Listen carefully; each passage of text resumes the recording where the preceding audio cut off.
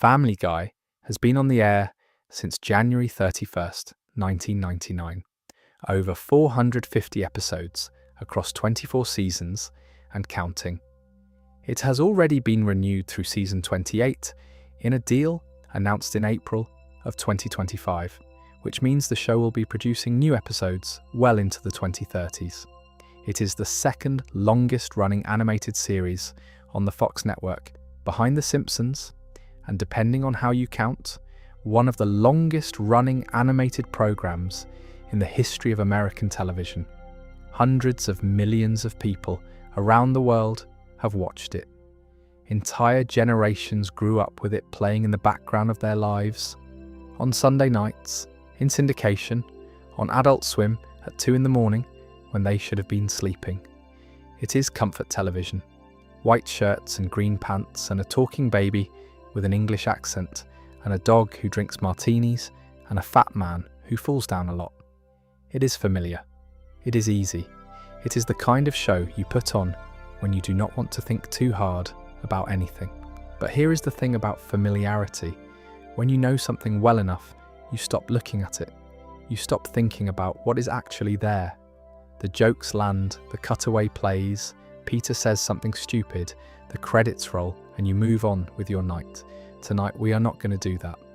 Tonight we are going to slow down and sit with Family Guy for a while. Not to mock it and not to worship it, just to look at it clearly, to go through the facts, the stories, the strange and sometimes very dark history behind a show that most people think of as nothing more than fart jokes and non sequitur gags. Because underneath the slapstick and the chicken fights and the musical numbers, there is a show with a history that is genuinely fascinating when you take the time to examine it.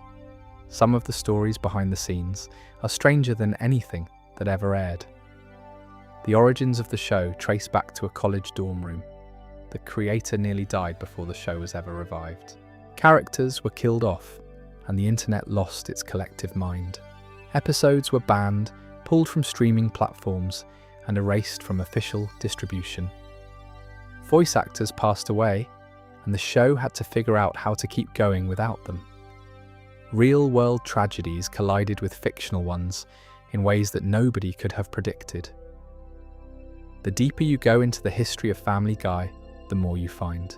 So settle in, get comfortable, and let us start at the very beginning, with a young man, a sketchpad, and a school project that accidentally became one of the biggest franchises in television history. In 1995, a 21-year-old animation student at the Rhode Island School of Design was working on his senior thesis film. His name was Seth Woodbury MacFarlane. He had grown up in Kent, Connecticut, where he started drawing cartoon characters and sending them to local newspapers by the time he was 9 years old. By high school, he knew he wanted to work in animation.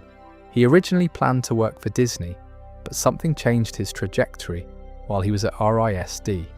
He saw The Simpsons, and the idea of making animated content for adults, sharp, satirical, boundary-pushing content that aired in prime time, took hold of him and never let go. For his thesis project, MacFarlane created a 10-minute animated short called The Life of Larry. It featured a middle-aged slob named Larry Cummings, his cynical, talking dog, Steve, his patient wife Lois, and his overweight teenage son Milt. If those characters sound familiar, they should. Larry became Peter Griffin. Steve became Brian. Lois kept her name. Milt became Chris. The DNA of Family Guy was all there in that student film, drawn in a kitchen voiced almost entirely by MacFarlane himself. The short even featured cutaway gags. The structure, the rhythm, the whole sensibility of Family Guy existed in embryonic form, in a college project made by a kid who had not yet graduated. A professor at RISD saw the potential and submitted MacFarlane's film to Hanna-Barbera, the legendary animation studio behind the Flintstones, the Jetsons, and Scooby-Doo. Ellen Cockrell, the head of development at the studio, saw The Life of Larry during a senior screening at RISD and was impressed enough to offer MacFarlane a development position. He was hired. He graduated in 1995 with a Bachelor of Fine Arts degree, and he went straight to work. At Hanna-Barbera, MacFarlane worked as a writer and animator on several Cartoon Network series. He wrote for Johnny Bravo, Dexter's Laboratory, and Cow and Chicken. He also did freelance work for Walt Disney Television Animation, writing for a show called Jungle Cubs, and for Nelvana, where he worked on the animated Ace Ventura series. He later said that the Disney work, from a pure writing standpoint, was extremely valuable preparation for what came next. While working at Hanna-Barbera, MacFarlane created a sequel to The Life of Larry, called Larry and Steve. This one aired on Cartoon Network's What a Cartoon Show in 1997. It featured the same middle-aged guy and his talking dog, this time on a slapstick adventure trying to buy furniture. There was also a pilot character in the short whose chin and voice bore a striking resemblance to Glenn Quagmire. The connections were everywhere. Executives at Fox saw both Larry shorts. They liked what they saw. Negotiations began for a primetime animated series based on MacFarlane's characters. He has described what happened next in an interview with the New York Times. He said he spent about 6 months with no sleep and no life, just drawing like crazy in his kitchen, putting together a pilot. The network executives were impressed with the result.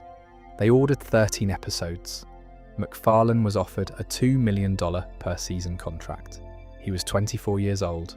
The pilot episode was called Death Has a Shadow. It was written by Seth MacFarlane, directed by Peter Shin and Roy Allen Smith, and it aired on January 31st, 1999. It came on right after Super Bowl 33, which gave it one of the largest built-in audiences imaginable. Approximately 22 million people watched that first episode. To this day, that remains the most watched episode of Family Guy ever produced. Nothing since has come close. The pilot introduced the Griffin family living in the fictional town of Quahog, Rhode Island, a name inspired by the quahog clam native to New England. Quahog itself was modelled loosely on Providence, Rhode Island, the city where MacFarlane had spent his college years at RISD. Peter Griffin was a lovable idiot working at a toy factory. Lois was his more sensible wife, born into a wealthy family. Meg was the teenage daughter nobody paid attention to. Chris was the overweight, socially awkward son. Stewie was the diabolical infant genius obsessed with world domination and killing his mother. And Brian was the family dog, a martini-drinking, novel-writing, talking Labrador who served as the show's voice of reason and intellectual counterweight. In that very first episode, Peter loses his job and accidentally ends up on welfare, collecting absurdly large government checks. The plot is fairly standard sitcom material. A guy gets in over his head and has to dig himself out, but the execution was unlike anything else on television at the time. The cutaway gags, those abrupt non sequitur flashbacks triggered by phrases like, "This is worse than the time I followed by a completely unrelated scene," were there from the very beginning. That format, which would become Family Guy's signature and its most debated creative choice, was present in the DNA of the show from episode 1. The first season consisted of only 7 episodes. It aired on Sundays at 8:30 p.m, sandwiched between The Simpsons and The X-Files, 2 of the biggest shows on television. That time slot gave Family Guy tremendous exposure. The season averaged 14.12 million viewers and ranked 33rd in the Nielsen ratings, which was a strong debut for any new series, let alone an animated one from a first-time showrunner who was barely out of college. An interesting detail that most people do not know is that the original unaired rough pilot of Family Guy, a version that existed before Fox picked up the series, was considered lost for decades. It finally leaked online in 2025, giving fans their first look at the earliest, roughest version of the show that would go on to define a generation of adult animation. The IMDb rating for the pilot episode sits at 7.6 out of 10. Not the highest rated episode in the series by any stretch, but a solid start, and that Super Bowl lead-in gave the show a launching pad that most new series would kill for. Now let us talk about the people behind the voices, because this is where Family Guy becomes something genuinely remarkable from a production standpoint. One man voices 4 of the 6 most important characters on the show. Seth MacFarlane performs Peter Griffin, Stewie Griffin, Brian Griffin, and Glenn Quagmire. He also voices Tom Tucker, the local news anchor. He voices Carter Pewterschmidt, Lois's wealthy father. He voices dozens of additional characters across more than 400 episodes, and he has been doing this since the show premiered in 1999, which means MacFarlane has been performing these voices, hitting these same vocal registers, inhabiting these same fictional people for over 25 years. Think about what that means in practical terms. When you hear Peter Griffin say something stupid, that is Seth MacFarlane. When Stewie delivers a withering insult in his clipped English accent, that is also Seth MacFarlane. In the same recording session, sometimes in the same sentence. When Brian makes a cynical observation about the state of the world, that is MacFarlane again. When Quagmire says giggity, that is still him. 4 completely distinct voices, 4 completely distinct personalities, all coming from the same throat. MacFarlane has won 4 Primetime Emmy Awards for Outstanding Voiceover Performance in 2000, 2016, 2017, and 2019. He has been nominated many more times than that. And here is a detail about his compensation that reveals something about how he views his own contribution. While other core voice actors on the show, including Alex Borstein, Seth Green, and Mila Kunis, renegotiated their salaries over the years to reach between $175,000 and $300,000 per episode, MacFarlane allocated himself only $50,000 per episode, strictly for his voice work. That figure comes from production budget reporting. He earns far more as creator and executive producer, of course, but the fact that he chose to keep his voice acting fee relatively modest, while his castmates earn significantly more per episode for fewer characters, says something about how he prioritised the ensemble over himself, at least on paper. Alex Borstein voices Lois Griffin and several other characters. She joined the cast from the very first episode and has been there ever since. She won a Primetime Emmy for Outstanding Character Voiceover Performance in 2018. Borstein is also widely known for her role as Susie Meyerson on The Marvelous Mrs. Maisel, which makes her one of the rare performers working simultaneously at the top of both animation and live-action television. Seth Green voices Chris Griffin and has been doing so since the pilot. Green was already an established actor before Family Guy, with credits in the Austin Powers films and Buffy the Vampire Slayer. He would go on to create Robot Chicken, another iconic adult animated series, and some people have pointed out that Robot Chicken likely would not exist in its current form without the connections and success that Family Guy brought Green. Then there is Meg Griffin, and the story of her voice is one of the most well-known recasting stories in animation history. In the first season, Meg was voiced by Lacey Chabert, who was simultaneously appearing on the television series Party of Five. Chabert left after the first season, and the reason commonly cited is scheduling conflicts with her schoolwork and her Party of Five commitment. She was replaced by Mila Kunis, who was only 15 years old when she took over the role. According to reports, Kunis actually lied about her age during the audition process for another role, claiming she would be 18, which got her foot in the door. She's been voicing Meg ever since, for over 2 decades. And then there is the extended cast. Patrick Warburton voices Joe Swanson, the paraplegic police officer and one of Peter's closest friends. Warburton's deep, distinctive voice has become one of the most recognisable elements of the show.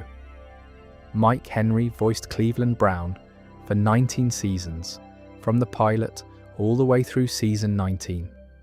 That story and the reason for his departure is something we will talk about later, because it connects to a much larger cultural shift that reshaped the show in ways that are still unfolding.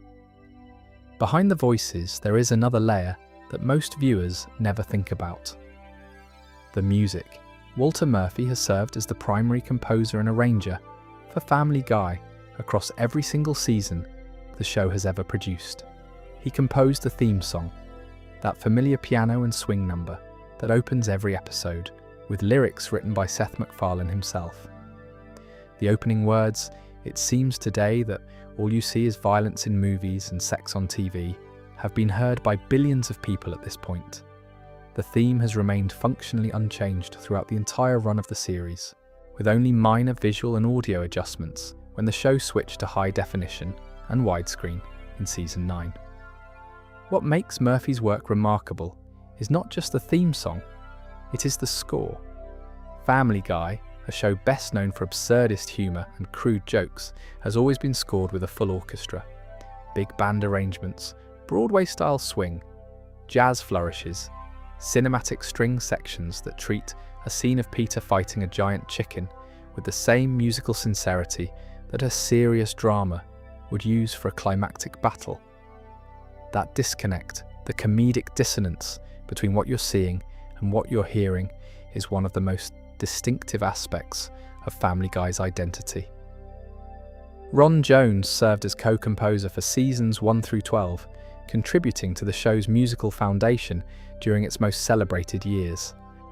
La La Land Records eventually released an orchestral score album highlighting the complex jazz and big band compositions that Murphy and Jones created for the series.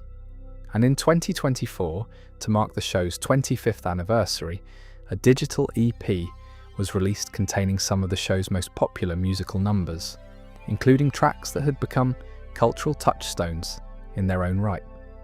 Let us talk about numbers for a moment, because the scale of Family Guy as a production and as a business is something that often gets overlooked when people dismiss it as just a cartoon. Each episode costs approximately $2 million to produce.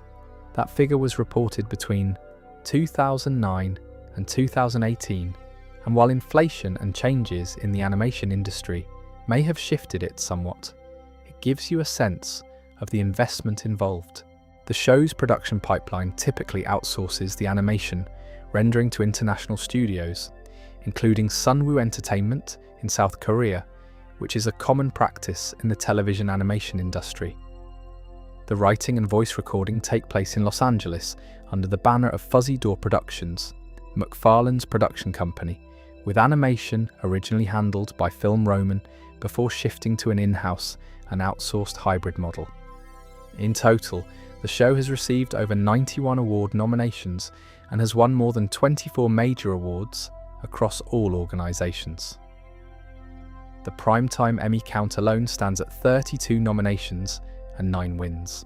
Those wins include MacFarlane's 4 individual voice performance Emmys, Borstein's voice performance Emmy, 2 wins for Outstanding Individual Achievement in Animation by artist Stephen Fonte in 2007 and Greg Colton in 2010, a win for Outstanding Music and Lyrics in 2002 for the song You've Got a Lot to See, performed by MacFarlane with music by Walter Murphy, and a win for Outstanding Sound Mixing in 2011 for the episode Road to the North Pole. In 2009, Family Guy made history by becoming the first animated series to be nominated for the Primetime Emmy Award for Outstanding Comedy Series since The Flintstones in 1961. That is a gap of 48 years. For nearly half a century, no animated show was considered worthy of competing alongside live-action comedies for the biggest prize in television. Family Guy broke that barrier, and while it did not win, the nomination itself was a landmark moment for the medium. The show has also won 3 Annie Awards, including Best Directing for Peter Shin for the revival premiere episode North by North Quahog, and Best Voice Acting for MacFarlane in 2006. It won a Saturn Award in 2008 for Best Television Presentation for the Star Wars parody episode Blue Harvest. It has won 6 Online Film and Television Association Awards from 33 nominations and 16 Choice Awards from 18 nominations. On the ratings front, the trajectory tells a story about how television itself has changed. The first season averaged 14.12 million viewers. Season 2, after Fox moved the show to Thursday nights at 9 p.m, dropped to 6.74 million. Season 3, airing sporadically as the show clung to life, averaged just 4.5 million. After the revival, Season 4 bounced back to 7.9 million. Season 5 peaked at 8.69 million, the highest post-revival figure. But then the slow decline that has affected virtually every broadcast television show set in. By Season 15, the average was 3.93 million. Season 20 pulled 1.9 million. Season 22, 1.44 million. The show went from a cultural event watched by tens of millions to something that pulls under 2 million live viewers on any given Sunday night. And yet the show is more popular than ever. That is the paradox. While live television ratings have collapsed, streaming has more than compensated. Family Guy ranked as the 4th most streamed television show across all digital platforms in the first half of 2025. It has consistently been one of the top performing shows on Hulu, where it serves as the primary streaming home for American audiences. Internationally, it streams on Disney Plus through the Star Hub. It has been licensed to Adult Swim, TBS, FXX, Freeform, and Comedy Central, the latter of which picked up a licensing deal announced in August of 2024, with broadcasts beginning in September of that year. The show was on Netflix in various regions before being removed from Netflix US in 2018 and from other countries by 2022. Adult Swim, which played a pivotal role in saving the show from cancellation back in 2003, announced a return deal in 2025. The highest rated episode on IMDb is Road to the Multiverse, the first episode of Season 8, which holds a 9.1 out of 10 rating. It is a Brian and Stewie adventure in which the pair use a specialised remote control to travel between parallel dimensions, discovering realities where dogs rule humans, everything is drawn by Disney, and the world operates on entirely different sets of physical laws. The lowest rated episode is You Can't Handle the Booth from Season 17, sitting at approximately 4.2 out of 10. It is a meta episode in which the characters record a DVD commentary and break the fourth wall by interacting with the real voice cast, including Seth MacFarlane playing himself. Audiences found it confusing and unsatisfying, which is reflected in that unusually low score. The overall IMDb rating for the series sits at approximately 8.1 out of 10 across roughly 386,000 ratings, though some aggregation methods place it closer to 7.0. The discrepancy depends on whether you're looking at the main page user score or an episode-by-episode average calculation. Rotten Tomatoes scores vary wildly by season. Season 1 sits at about 46% from critics. Season 4, the revival season, jumps to 80%.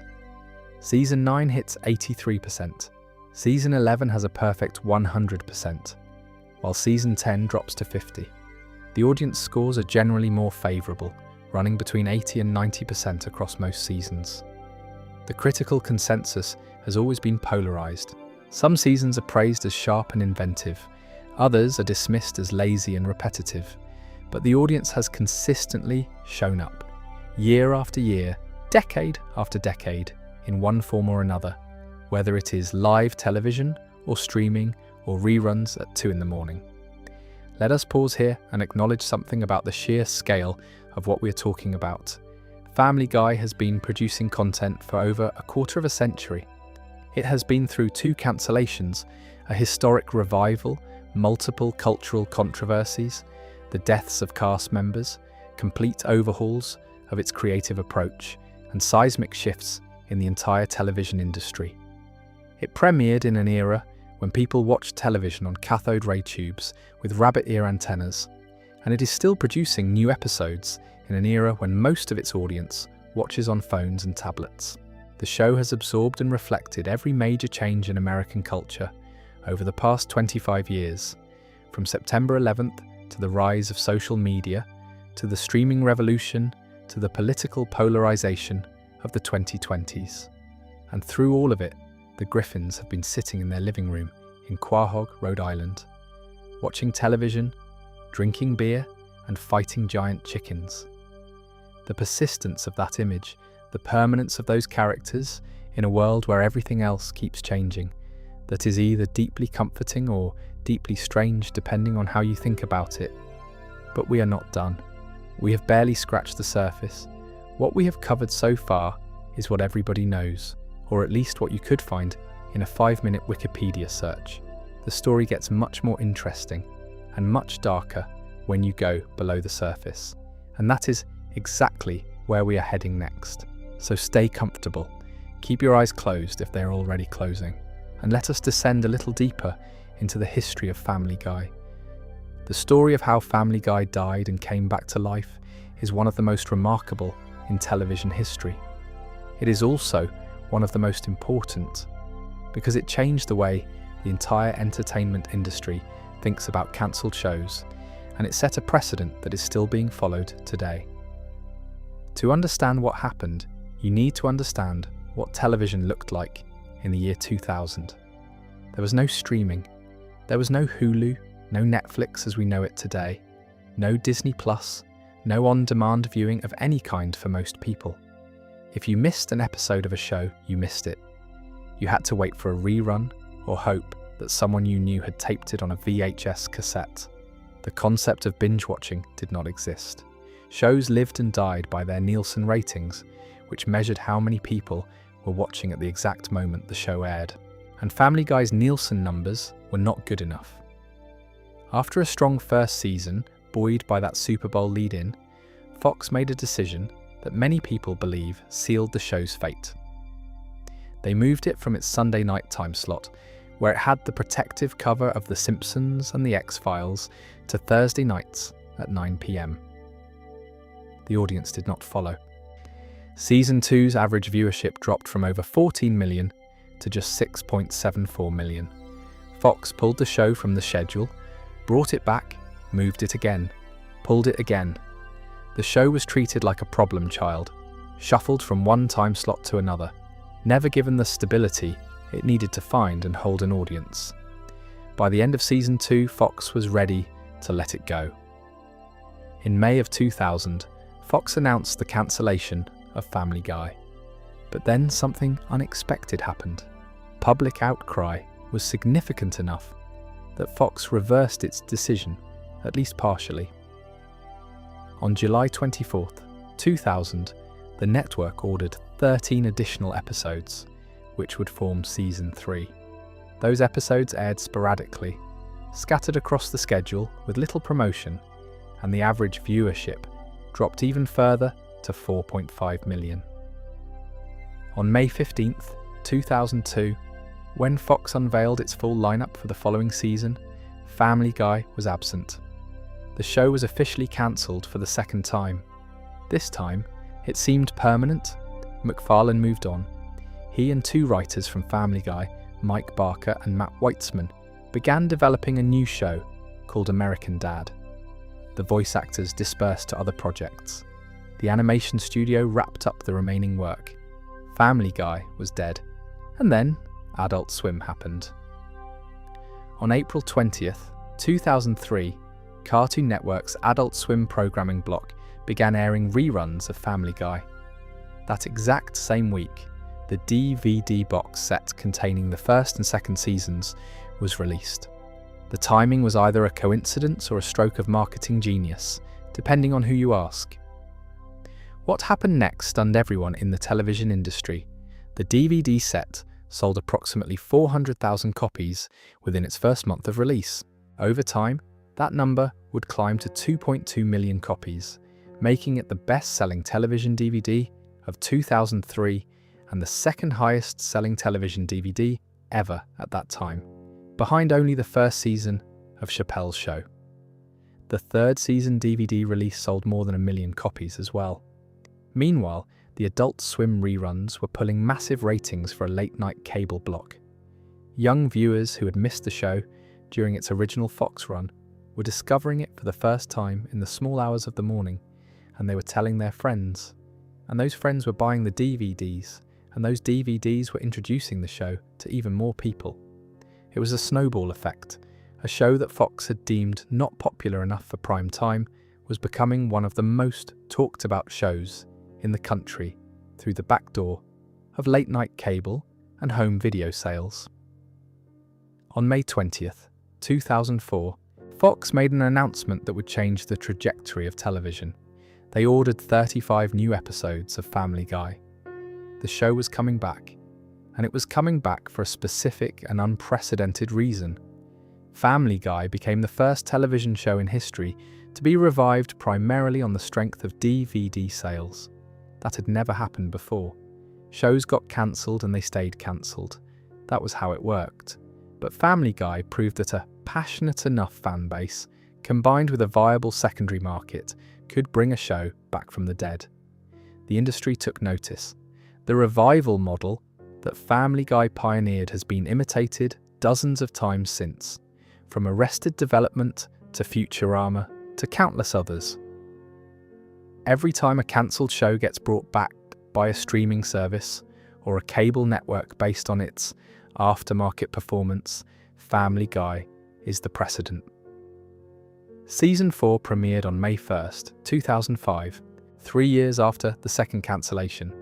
The first episode back was called North by North Quahog, directed by Peter Shin, who won an Annie Award for his work on it. The revival was a success. Season 4 averaged 7.9 million viewers.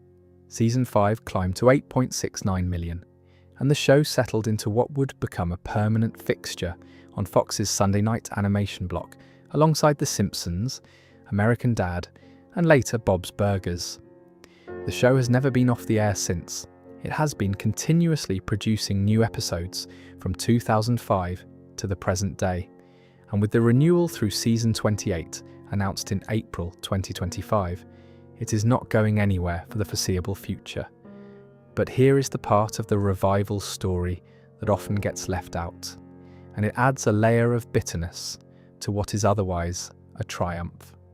During the 2007 to 2008 Writers Guild of America strike, which hit while the show was in its 6th and 7th seasons after the revival, Fox did something that MacFarlane has never forgiven them for. When the WGA strike halted production, the network had a handful of Family Guy episodes in various stages of completion. Rather than wait for the strike to end, and for the writers and voice actors to return and finish the work properly, Fox aired 3 incomplete episodes without MacFarlane's final approval and without his voice mixing. They essentially broadcast unfinished products against the creator's wishes. MacFarlane publicly condemned this decision, saying it was damaging to his relationship with the network. He felt that Fox had prioritized filling a time slot over maintaining the quality and integrity of his show. The episodes aired, audiences watched them, and most people probably did not notice anything different.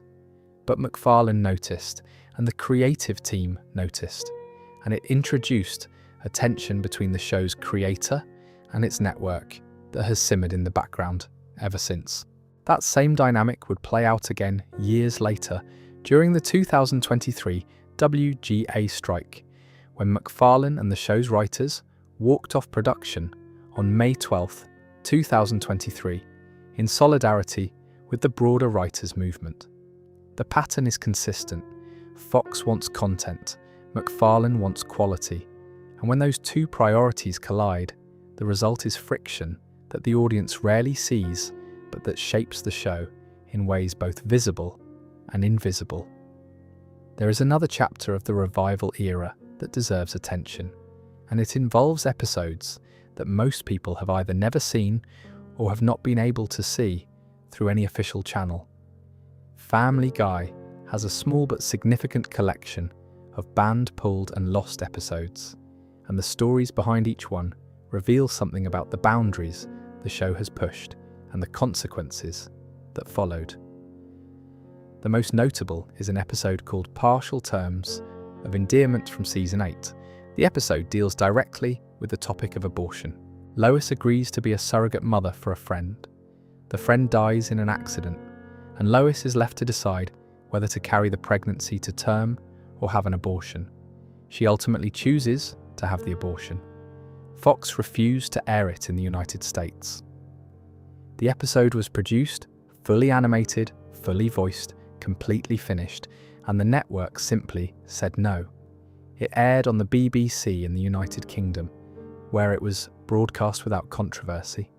It was eventually released on the Season 8 DVD set, but it has never appeared on Hulu, never appeared on Disney+, and remains absent from all official streaming platforms to this day. If you want to watch it, you have to find a physical copy of the DVD. It is the only episode of Family Guy that was completed for broadcast and then permanently blocked from airing on its own network. The second notable case is Turban Cowboy from Season 11.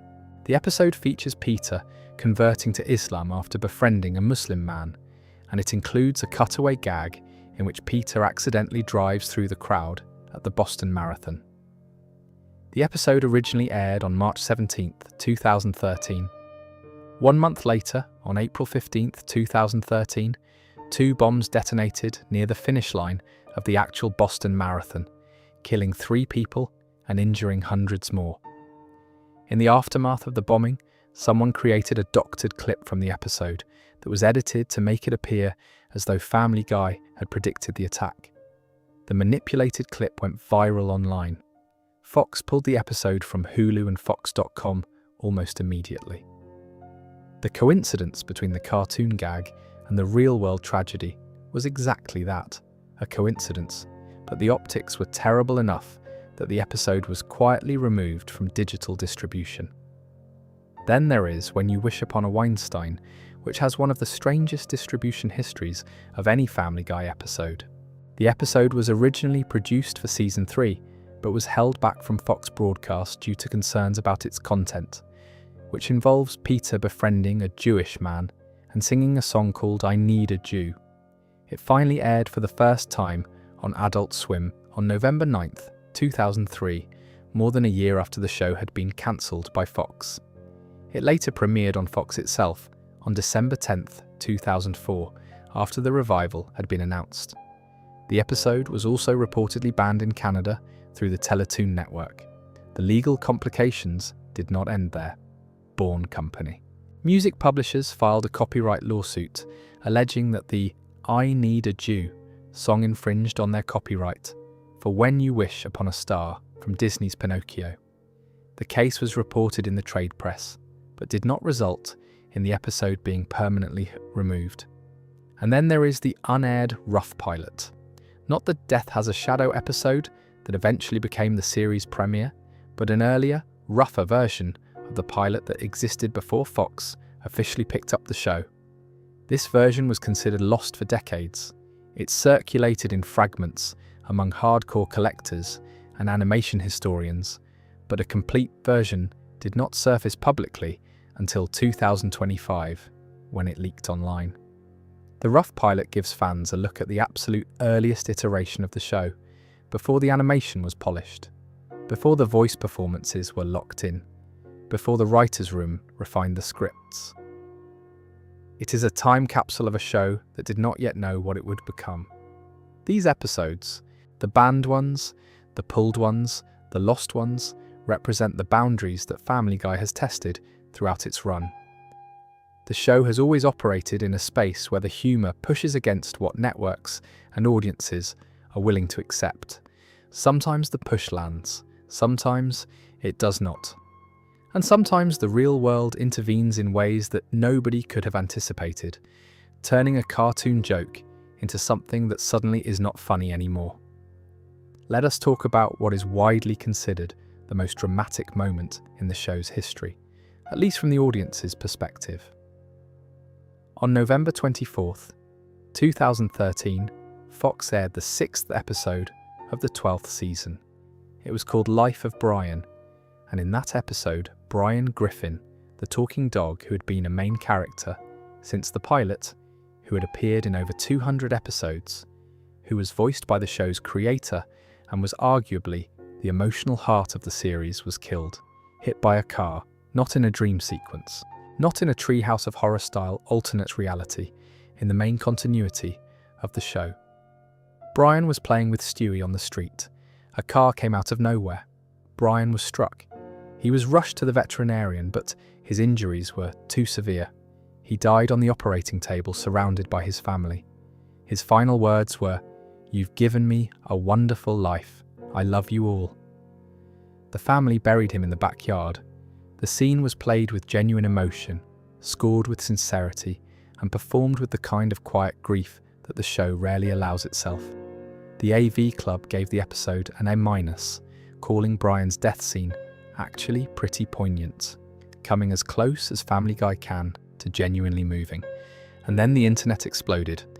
Within hours of the episode airing, a fan named Aaron Thompson from Tuscaloosa, Alabama, launched a petition on change.org titled Seth MacFarlane and Fox Broadcasting Company. Bring Brian Griffin back to Family Guy. The petition stated that the writers had not just killed off one of their creations, but had killed off the dog, who had lived in viewers' homes for the past 15 years. It called Brian America's dog. Within 72 hours, the petition had accumulated over 100,000 signatures. A Facebook page called RIP Brian Griffin from Family Guy gained over 758,000 likes. The hashtag #BringBackBrian trended on Twitter. A countdown website called briansannouncement.com appeared, leading fans to speculate that Brian would return, though Fox quickly confirmed it was a hoax not associated with the show, the studio, or the network.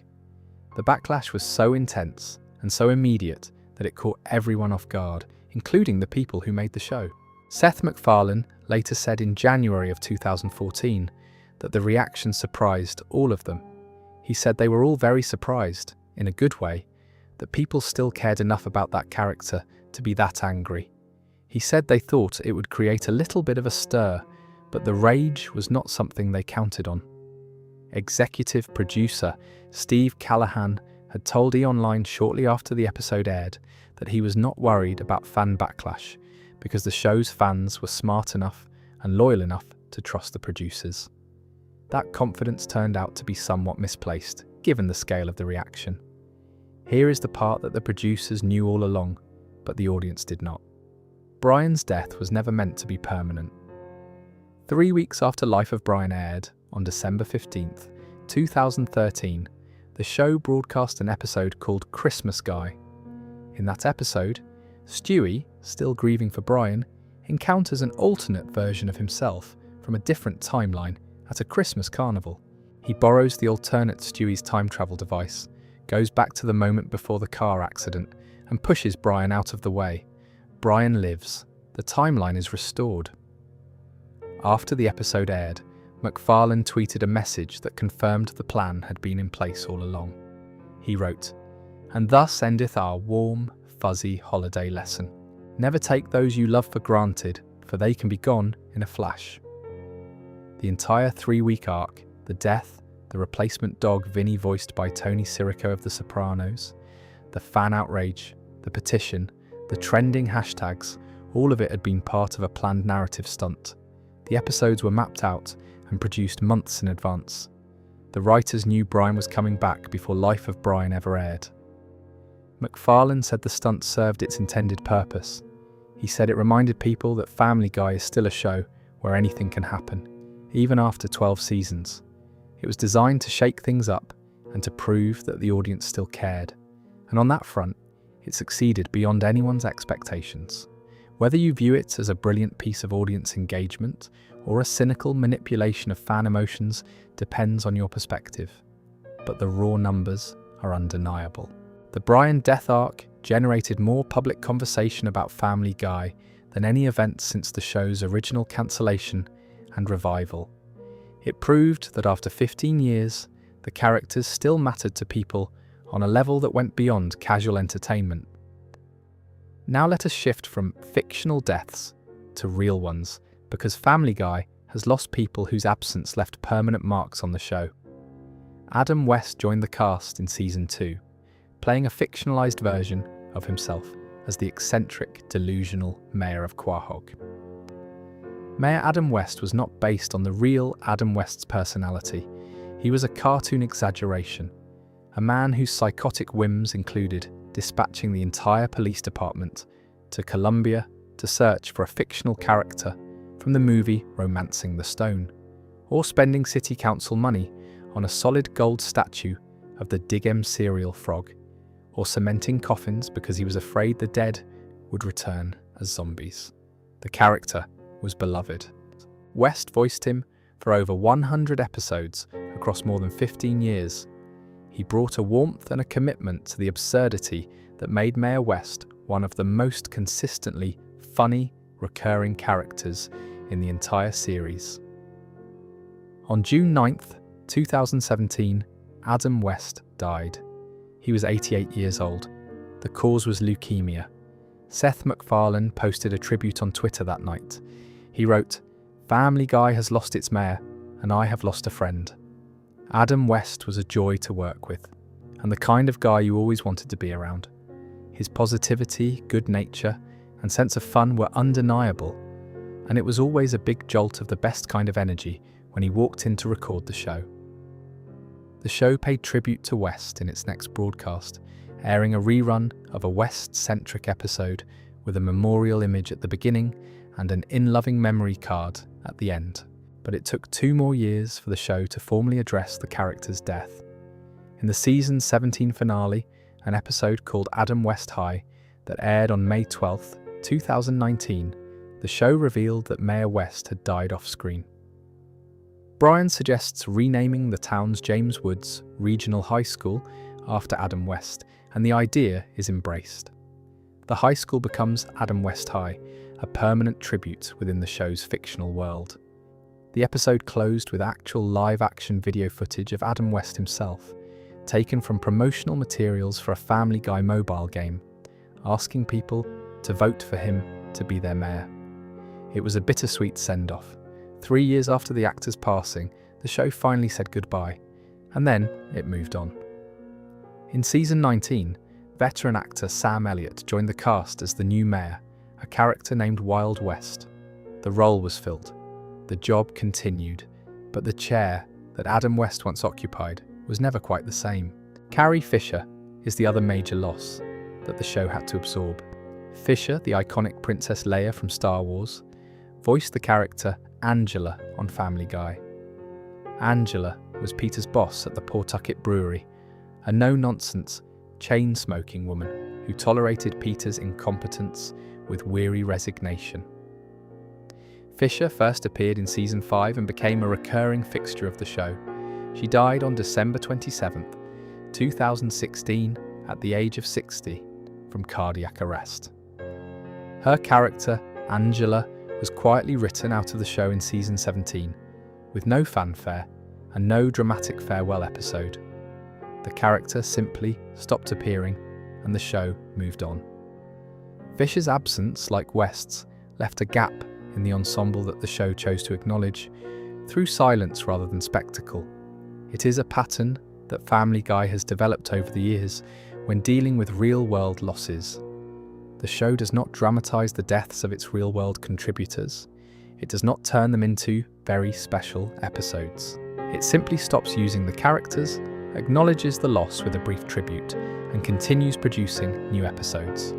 Whether that approach is respectful restraint or insufficient mourning is a question that each viewer answers for themselves. There is also the matter of the giant chicken. For 23 seasons, Peter Griffin's recurring enemy was Ernie the Giant Chicken, a human-sized poultry character who would appear without warning and trigger elaborate, multi-minute fight sequences that destroyed buildings, vehicles, and entire city blocks. The fights were a hallmark of the show, beloved by fans for their sheer absurdity and escalating destruction. They were direct homages to fight scenes in action films, rendered in cartoon form, with no regard for physics, logic, or property damage. In the most recent seasons, the show confirmed that Ernie the Giant Chicken is dead. The executive producers have stated that the character has, and this is the phrase they used, gone the way of all flesh. After more than 2 decades of battles, the chicken is gone.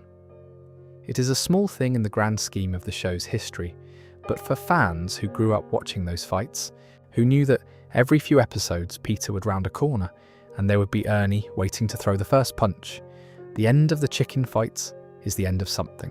Another piece of the show's identity, retired quietly while the world was not paying attention.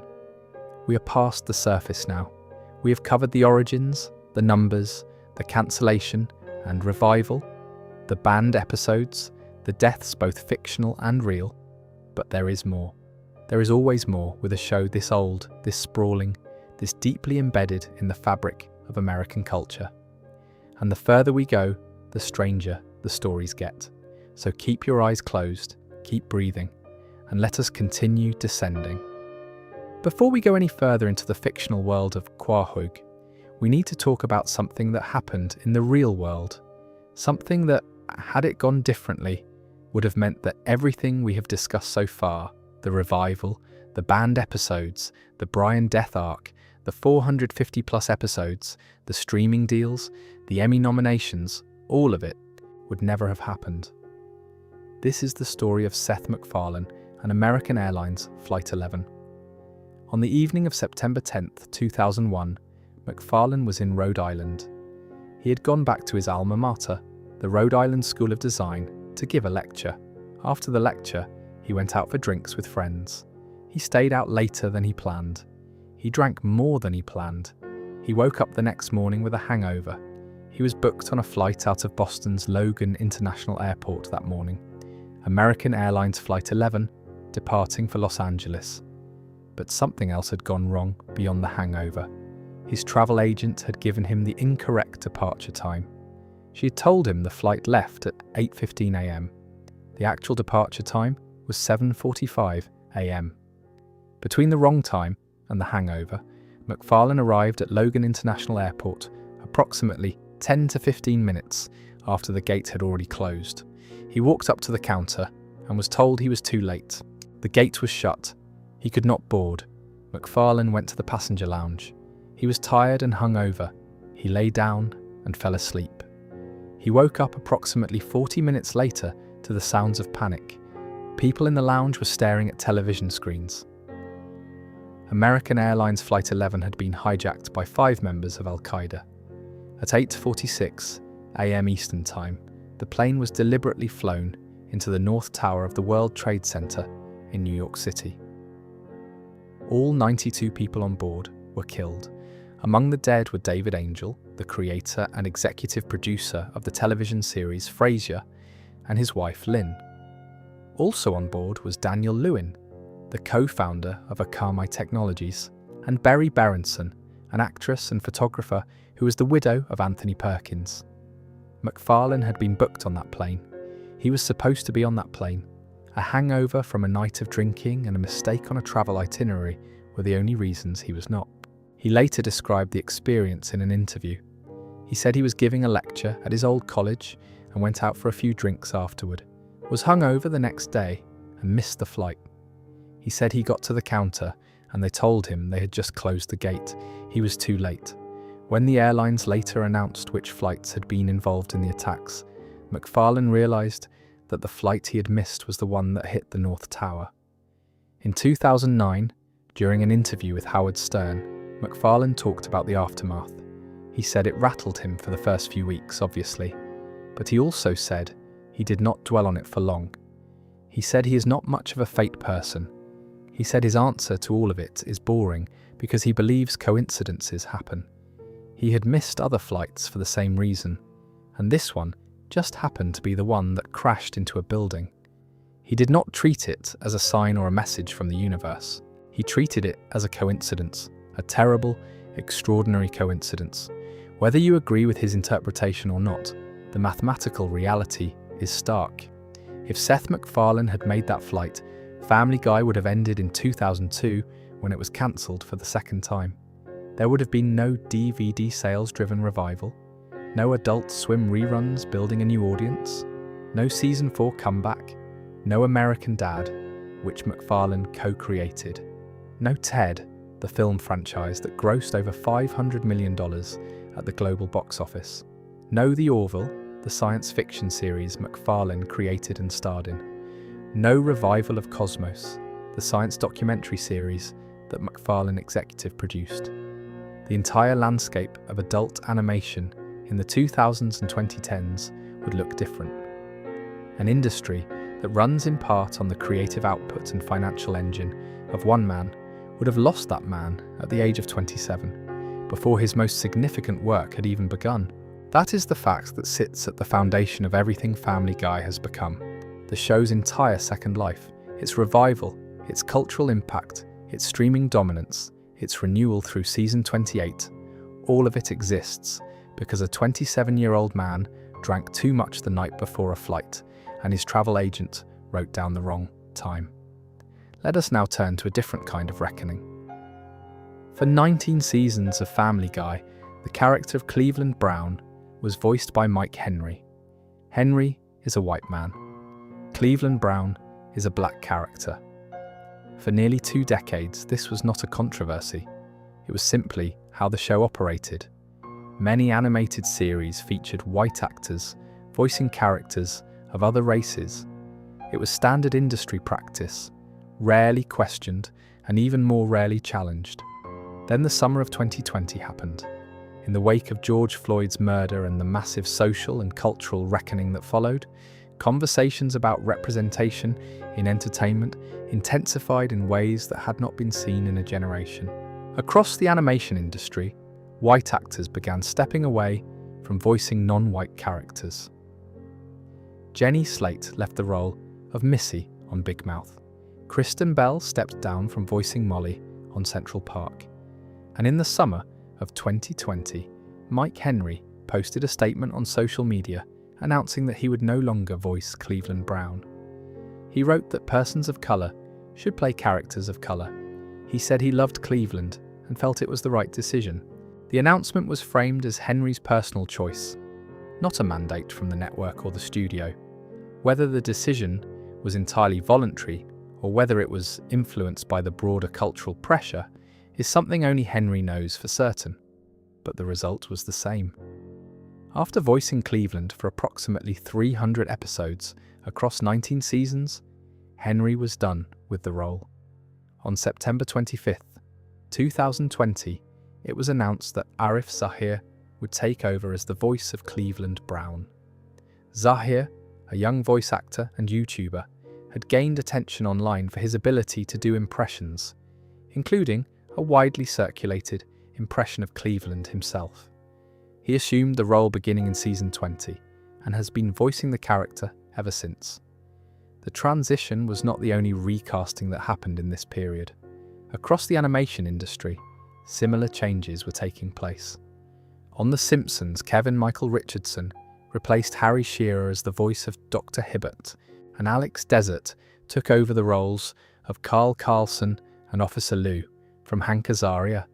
The industry was changing, and Family Guy was changing with it, even if the changes were happening quietly, without the kind of dramatic announcements that would have generated headlines in a different era. The Cleveland recast is part of a larger pattern of controversy that has followed Family Guy throughout its entire existence. The show has never been a stranger to criticism. The Parents Television Council, a conservative media watchdog group, has targeted Family Guy more aggressively and more persistently than perhaps any other show in television history. The PTC frequently filed complaints with the Federal Communications Commission about the show's content, specifically targeting humour that involved race, religion, domestic violence, and sexual content. They labelled Family Guy Worst TV Show of the Week on at least 40 separate occasions, 40 times. That is not a typo. The PTC cited the show's lewd sexual content as a corrupting influence on American culture and made Family Guy one of the central exhibits in their broader campaign against what they considered broadcast indecency.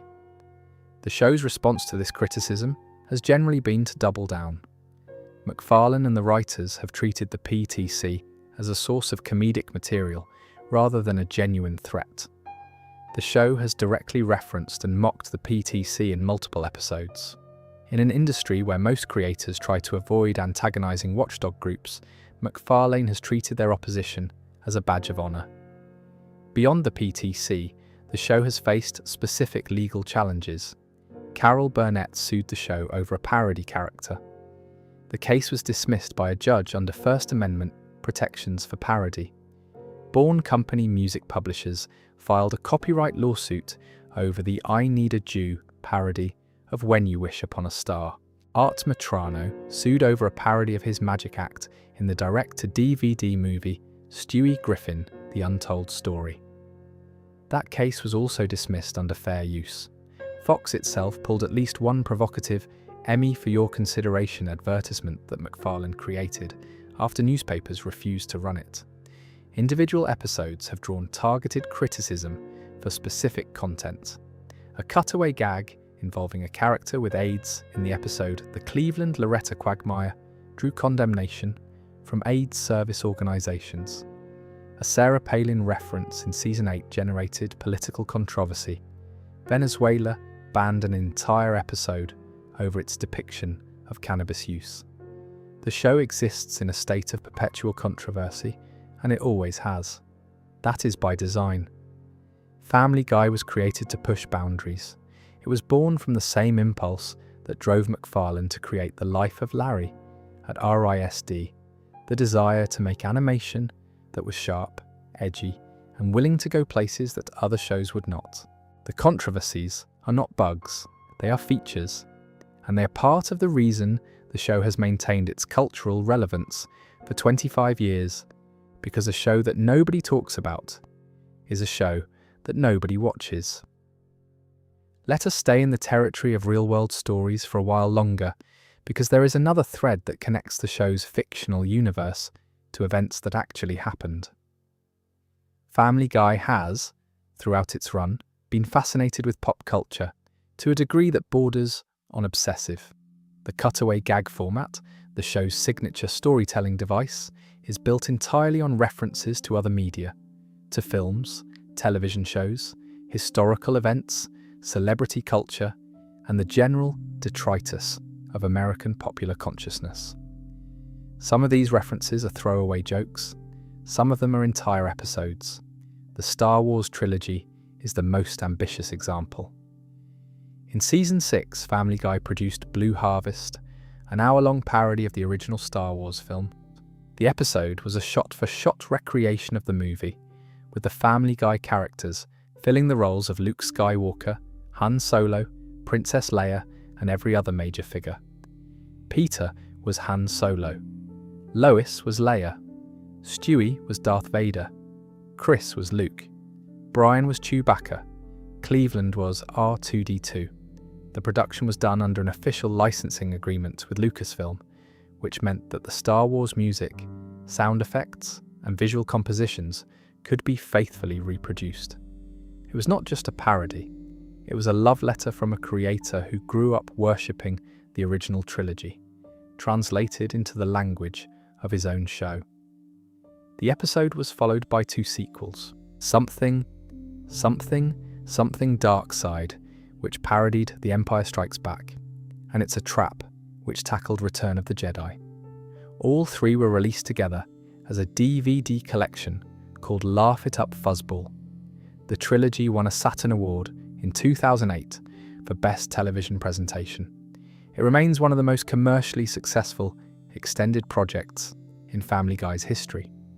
But the Star Wars episodes are just the most visible example of a show that has always been in conversation with the rest of American entertainment.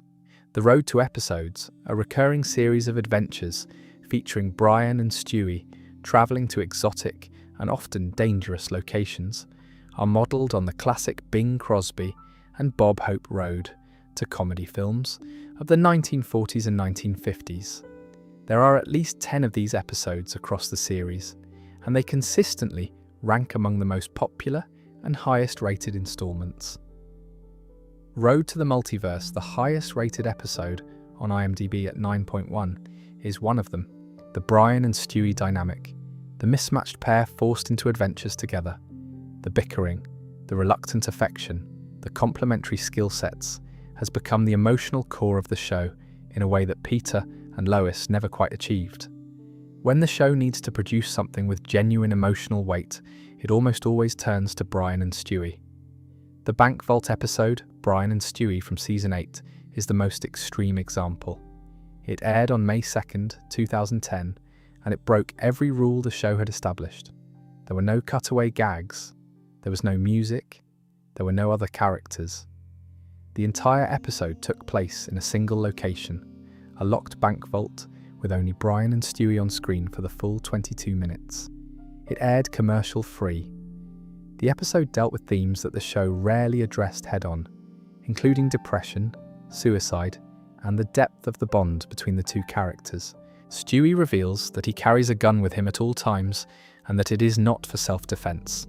The implication is heavy, and the show lets it hang in the air without rushing to a joke. Brian, in turn, reveals truths about his own loneliness and his dependence on the Griffin family for a sense of purpose. It is the most tonally distinct episode in the show's entire run, and it is widely considered one of the best. It demonstrates something about Family Guy that casual viewers often miss. The show is capable of genuine depth. It does not always choose to go there, and when it does, the results are uneven.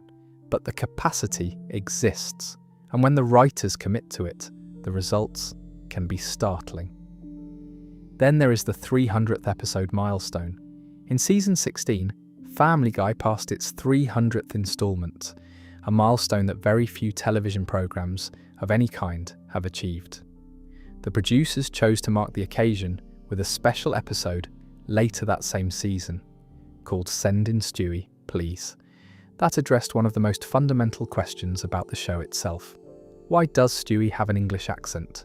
Stewie Griffin, a baby from Quahog, Rhode Island, the son of Peter and Lois Griffin, two Americans with American accents, speaks in a clipped, aristocratic British voice. For 16 seasons, no one had ever explained why. It was just accepted as part of the character. In the 300th episode, Stewie visits a therapist, voiced by Ian McKellen. Over the course of the session, Stewie gradually drops the accent. He begins speaking in a normal American voice, and then he admits the truth. The accent is a facade. It is a psychological defense mechanism. Stewie adopted it as a way of creating a version of himself that felt more sophisticated, more in control, more removed from the chaos and dysfunction of the Griffin household. The English accent is armor. The baby genius persona is a mask. Underneath it is just a scared, confused kid trying to feel powerful in a world that does not make sense to him. By the end of the episode, Stewie has rebuilt the wall. The accent returns. The persona reassembles itself. He walks out of the therapist's office, speaking exactly the way he always has, as if nothing happened. But for those 22 minutes, the show pulled back the curtain on a character who had been hiding in plain sight for 300 episodes. It is one of those moments where Family Guy reveals that it has been paying much closer attention to its own characters than it usually lets on. The show does not always use that knowledge.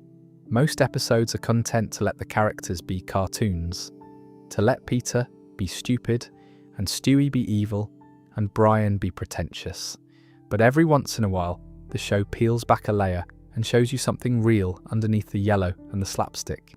And when it does, it hits harder than you expect, precisely because you were not expecting it.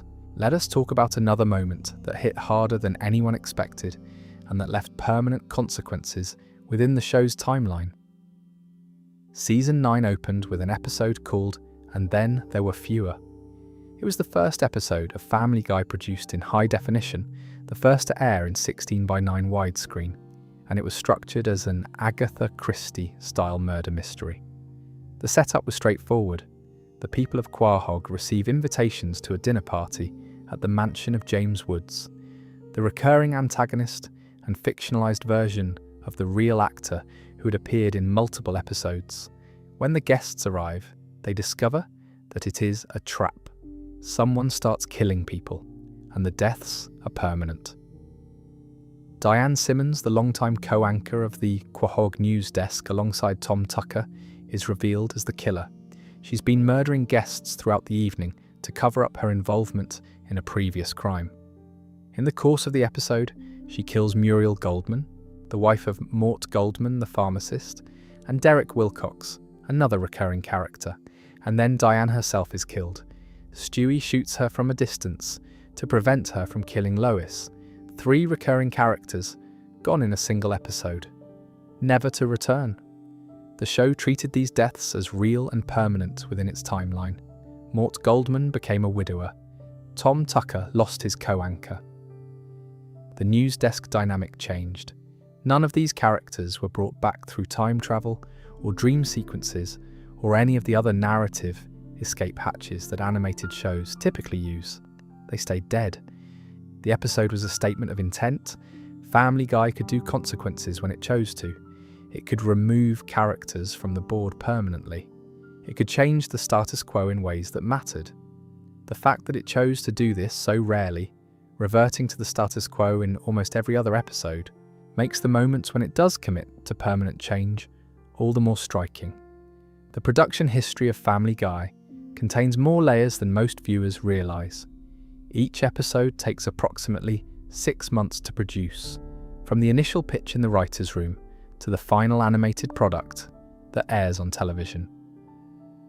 That is half a year of concentrated creative labour for 22 minutes of television. The writing process begins with the writers pitching story ideas. If an idea is approved, it goes to outline, then to a first draft, then through multiple rounds of revision. A table read is conducted with the voice cast. More revisions follow, based on the table read. The script is then sent to the animation studio, where storyboards are drawn, voice recordings are made, and the actual animation process begins. For the first production season, the animation was handled by Film Roman, the same studio that animated The Simpsons. After that, the production took the animation in-house and later outsourced the rendering to international studios, including Sunwoo Entertainment in South Korea. In Season 8, the production made a significant technical transition, switching to Toon Boom Harmony software. This change resulted in crisper lines, brighter colour palettes, and smoother character rigging. It also coincided with the switch to high-definition 16:9 broadcast format in Season 9. The aesthetic evolution of Family Guy from its early seasons to its current form is subtle but real. The characters look the same in broad strokes, but the quality of the line work, the richness of the colours, and the smoothness of the animation have improved dramatically over the show's run. The early seasons had a relatively flat, traditional 2D cell-style look. The newer seasons have a polished, digitally refined appearance that retains the hand-drawn feel while benefiting from modern production tools. 154 people have been credited with writing or co-writing at least one episode of Family Guy as of January 2026. That is a staggering number. It reflects the reality of a show that has been in continuous production for over 2 decades, cycling through writers, burning through talent, constantly refreshing its creative ranks. MacFarlane himself has not actively written a script for the series since 2010, choosing instead to focus on voice acting and high-level executive production. The day-to-day writing has been handled by a rotating team of showrunners and head writers, including David Zuckerman in the early seasons, David A. Goodman and Chris Sheridan in the post-revival era, Mark Henterman, Steve Callahan, Alex Sulkin, and Richard Appel across later seasons. Key writers who shaped the show's voice include Danny Smith, Patrick Megan, Neil Goldman, and Garrett Donovan, Cherry Sheva Pravatdamrong, and John Vina. The directors have been equally important. Peter Shin, who has been with the show since the pilot and won an Annie Award for directing the revival premiere, is perhaps the most significant individual director in the show's history. Greg Colton, who won an Emmy for Outstanding Individual Achievement in Animation in 2010, has also been a major creative force. Other notable directors include Dan Povenmire, who directed the beloved episode PTV and later co-created Phineas and Ferb, and Dominic Poltino, Stephen Fonte, and Michael Dante DiMartino. Here is something that connects the real-world production to the fictional world in a way that most people never think about. The show is produced and recorded in Los Angeles, California. The voice recordings happen in studios in LA. The writers work in LA. The animation pipeline runs through LA. But the show is set in Rhode Island, a state that MacFarlane chose specifically because of his personal connection to it from his years at RISD. Quahog is a fictional town, but its geography, its culture, its New England sensibility, all of it draws from MacFarlane's experience of living and studying in Providence. The relationship between the show and its setting is more personal than most people realise.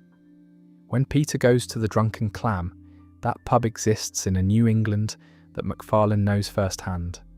When the show references Boston or makes jokes about New England weather or features characters with Rhode Island accents, those details come from a real place in MacFarlane's memory. The show is set on the East Coast, but made on the West Coast by a man who spent the most formative years of his creative life in between, and that tension between where the show lives and where it comes from is part of its identity, even if the audience never consciously notices it. Let us take a breath here. We have covered a lot of ground. The origins, the cancellation and revival, the banned episodes, the death of Brian, the real-world losses of Adam West and Carrie Fisher, Seth MacFarlane and Flight 11, the Cleveland recast and the cultural reckoning, the controversies and the lawsuits, the production machinery that turns out 22 minutes of television every 6 months. This is all real. These are all things that actually happened to real people in the real world behind a cartoon about a fat man and his talking baby. And we are still not done. There are more stories, more facts, more layers. The show has been running for so long and has generated so much history that you could talk about it for days and still not cover everything. But we are going to keep going for a while longer. So stay comfortable, stay relaxed, and let us continue. One of the things that separates Family Guy from every other animated sitcom is the cutaway gag. If you've ever watched even a single episode, you know the format. A character says something like, "This is worse than the time I," or "This reminds me of when," and the show abruptly cuts to a completely unrelated scene, a brief vignette that plays out a joke and then snaps back to the main story as if nothing happened. The cutaway is the defining structural element of Family Guy. It is the thing that makes the show instantly recognisable. It is also the thing that has generated more debate among fans, critics, and fellow creators than any other aspect of the series. South Park famously attacked the cutaway format in a 2-part episode called Cartoon Wars that aired in 2006. In those episodes, Trey Parker and Matt Stone depicted Family Guy's writing process as being handled by manatees randomly selecting balls from a tank, each ball containing a random word or concept. The manatees would push the balls together, and whatever combination resulted would become the next cutaway gag. The implication was clear. Parker and Stone believed that Family Guy's humour was random, disconnected from character or story, and required no actual writing skill. They were saying the jokes could be generated by animals because the jokes had no relationship to anything meaningful. MacFarlane's response was measured. He acknowledged the criticism and even expressed some admiration for Parker and Stone's willingness to be direct. But the cutaway format survived. It did not just survive, it became more prominent as the seasons went on. In the early seasons, the cutaways were seasoning, brief interruptions in otherwise conventionally structured stories. By the middle and later seasons, some episodes were built almost entirely around cutaways, with the main plot serving as little more than a framework to hang gags on. Whether this represents creative decline or creative commitment depends entirely on your perspective. Defenders of the format argue that the cutaway is what makes Family Guy unique. No other show does it with the same frequency or commitment. The cutaways allow the writers to comment on virtually any topic at any time, regardless of what the main story is about. They create a density of humour per minute that few other shows can match. A single episode of Family Guy might contain 30 or 40 individual gags, each one a self-contained unit that can be shared, quoted, and referenced independently. That shareability is part of the reason the show has thrived in the social media era. A single cutaway can become a viral clip, divorced from its episode context, circulating online as a standalone joke. The show is structured in a way that makes it inherently clip-friendly, which is a massive advantage in an age when most people encounter television content through short-form video platforms rather than sitting down to watch a full episode. Critics of the format argue that the cutaways prevent the show from developing its characters or telling meaningful stories. When any scene can be interrupted by an unrelated joke at any moment, it becomes difficult to build emotional momentum or invest in the characters' experiences. The show can be genuinely funny on a moment-to-moment basis while feeling hollow as a whole, because the moments do not connect to each other in any meaningful way. Both sides have a point, and the show itself seems aware of the tension. Episodes like Brian and Stewie, the bank vault episode with no cutaways at all, and the Stewie therapy session from season 16 represent the show's own acknowledgement that the cutaway format has limitations. When the writers want to say something real, they strip the format away. When they want to entertain, they lean into it. The result is a show that oscillates between depth and surface in a way that no other series has ever quite replicated. Let us talk about a crossover that brought two of television's biggest animated families together for the first and likely only time. On September 28, 2014, the season 13 premiere of Family Guy aired. It was called The Simpsons Guy, and it was a 44-minute crossover event featuring the characters of both Family Guy and The Simpsons inhabiting the same story for the first time. The episode was written by Patrick Mahan and directed by Peter Shin. The premise was simple. The Griffins flee Quahog after Peter creates a controversial comic strip and end up in Springfield, where they meet the Simpson family. Peter befriends Homer. Stewie bonds with Bart. Brian has a conversation with Santa's little helper. Lisa teaches Meg about self-confidence. The two families overlap in ways that highlight both the similarities and the differences between the two shows. The climax of the episode is a full-scale brawl between Peter and Homer that destroys significant portions of Springfield. It is a long, brutal, elaborately animated fight sequence that pays homage to both shows' histories of cartoon violence while pushing the boundaries further than either show typically goes on its own. The fight takes the two characters through the streets, through buildings, through the power plant, escalating in scale and absurdity until both men are exhausted and the town is in ruins. The episode was a cultural event, two of the most iconic animated families in television history together for the first time in a single story. The Simpsons had been on the air since 1989, Family Guy since 1999. Together, they represented over 50 years of combined television history. But the reaction was mixed. Some viewers loved the novelty of seeing the characters interact. Others felt that the crossover highlighted the differences between the two shows in unflattering ways, with Family Guy's cruder humour clashing against The Simpsons' more nuanced approach. Critics noted that the episode was essentially a Family Guy episode guest-starring Simpsons characters, rather than a true hybrid of both shows' sensibilities. Regardless of the reception, The Simpsons Guy remains a unique artifact in television history. It is unlikely to ever happen again. The two shows occupy the same network, the same time slot, the same cultural space, but they are fundamentally different in their approach to comedy, character, and storytelling. The crossover revealed those differences as much as it celebrated the connections. There is another crossover worth mentioning, though it was smaller in scope. On October 2, 2011, Fox aired a multi-show event called Night of the Hurricane. A hurricane hits Quahog, and the story plays out across 3 shows in a single evening. Family Guy The Cleveland Show, and American Dad.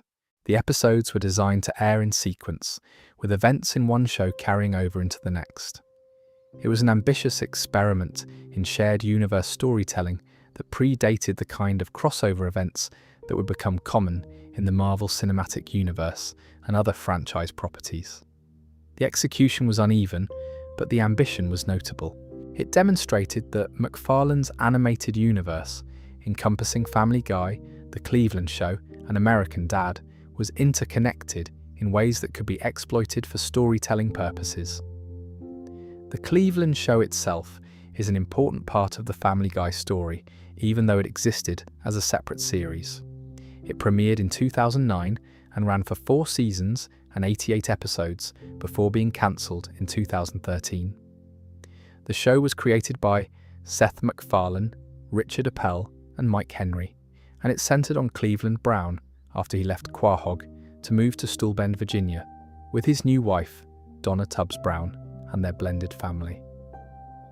After the Cleveland Show was cancelled, Cleveland and his family returned to Family Guy in season 12. The character was reintegrated into the main cast as though he had never left. For the audience, it was a seamless transition. For the people making the show, it involved absorbing an entire cast of characters from a cancelled spin-off and finding room for them within the existing ensemble. The Cleveland Show's failure is often cited as evidence that Family Guy's supporting characters cannot carry a show on their own. Cleveland was, by design, the most laid-back and least confrontational member of Peter's friend group. Building an entire series around him was a gamble that did not pay off, but the experience was not wasted. The character dynamics developed during the spin-off's run enriched Cleveland's presence when he returned to Family Guy, giving him a family life and a backstory that had not existed before. Now let us spend some time with the characters themselves, because after 25 years and 450 episodes, the people of Quahog have accumulated histories that are more complex than most viewers realise. Peter Griffin, on the surface, is a simple character. He is fat, he is stupid, he is loud, and he does destructive things without thinking.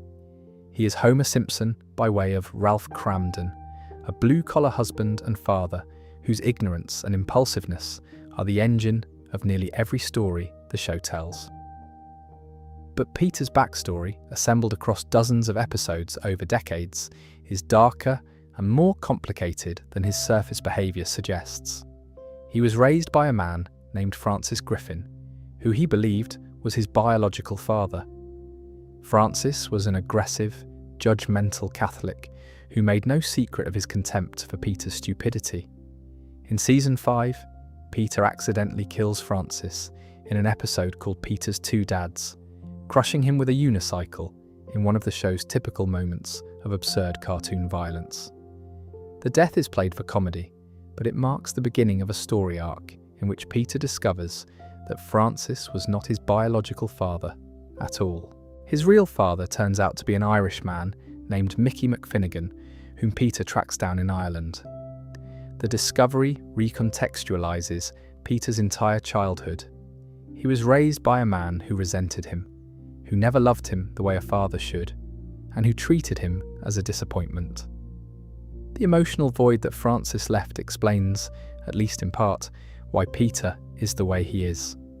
His neediness, his desperation for approval, his tendency to latch onto friends and experiences with childlike intensity, all of it traces back to a childhood defined by a father who did not want him.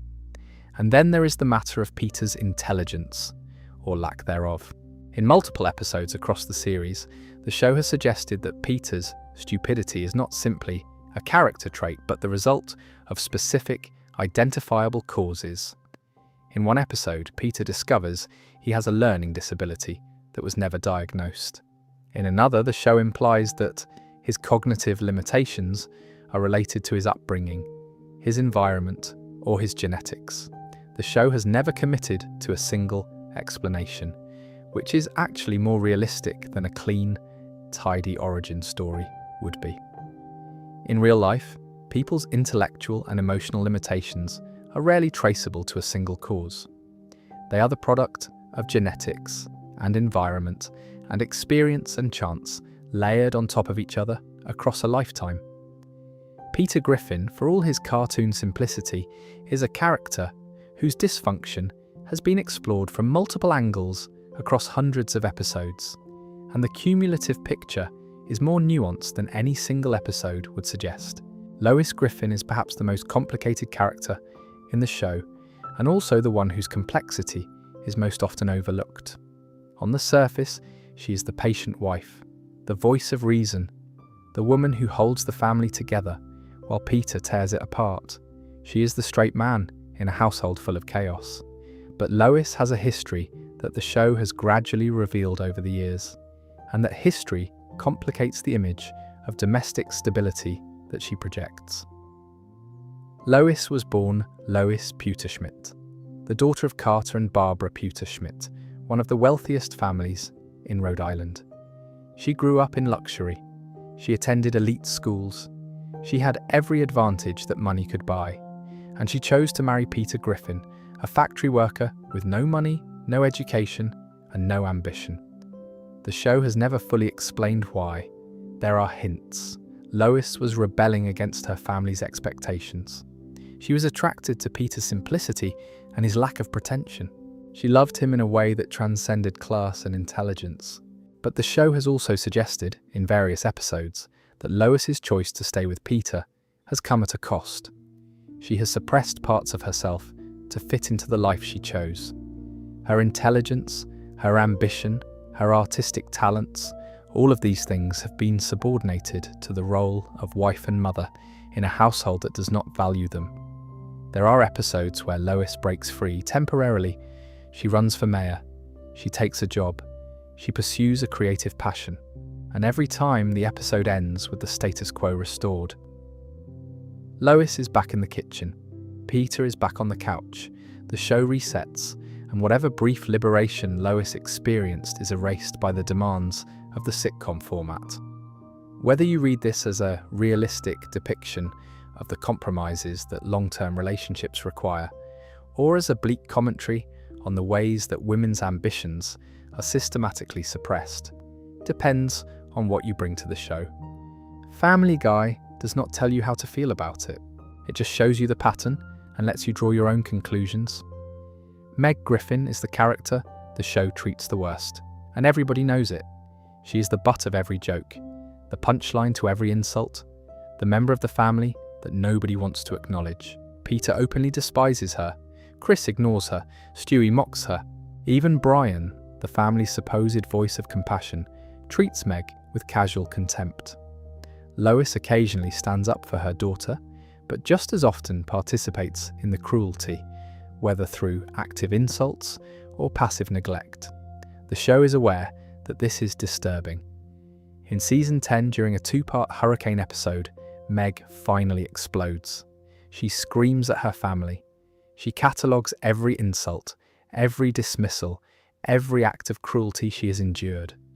She calls them out for using her as a punching bag.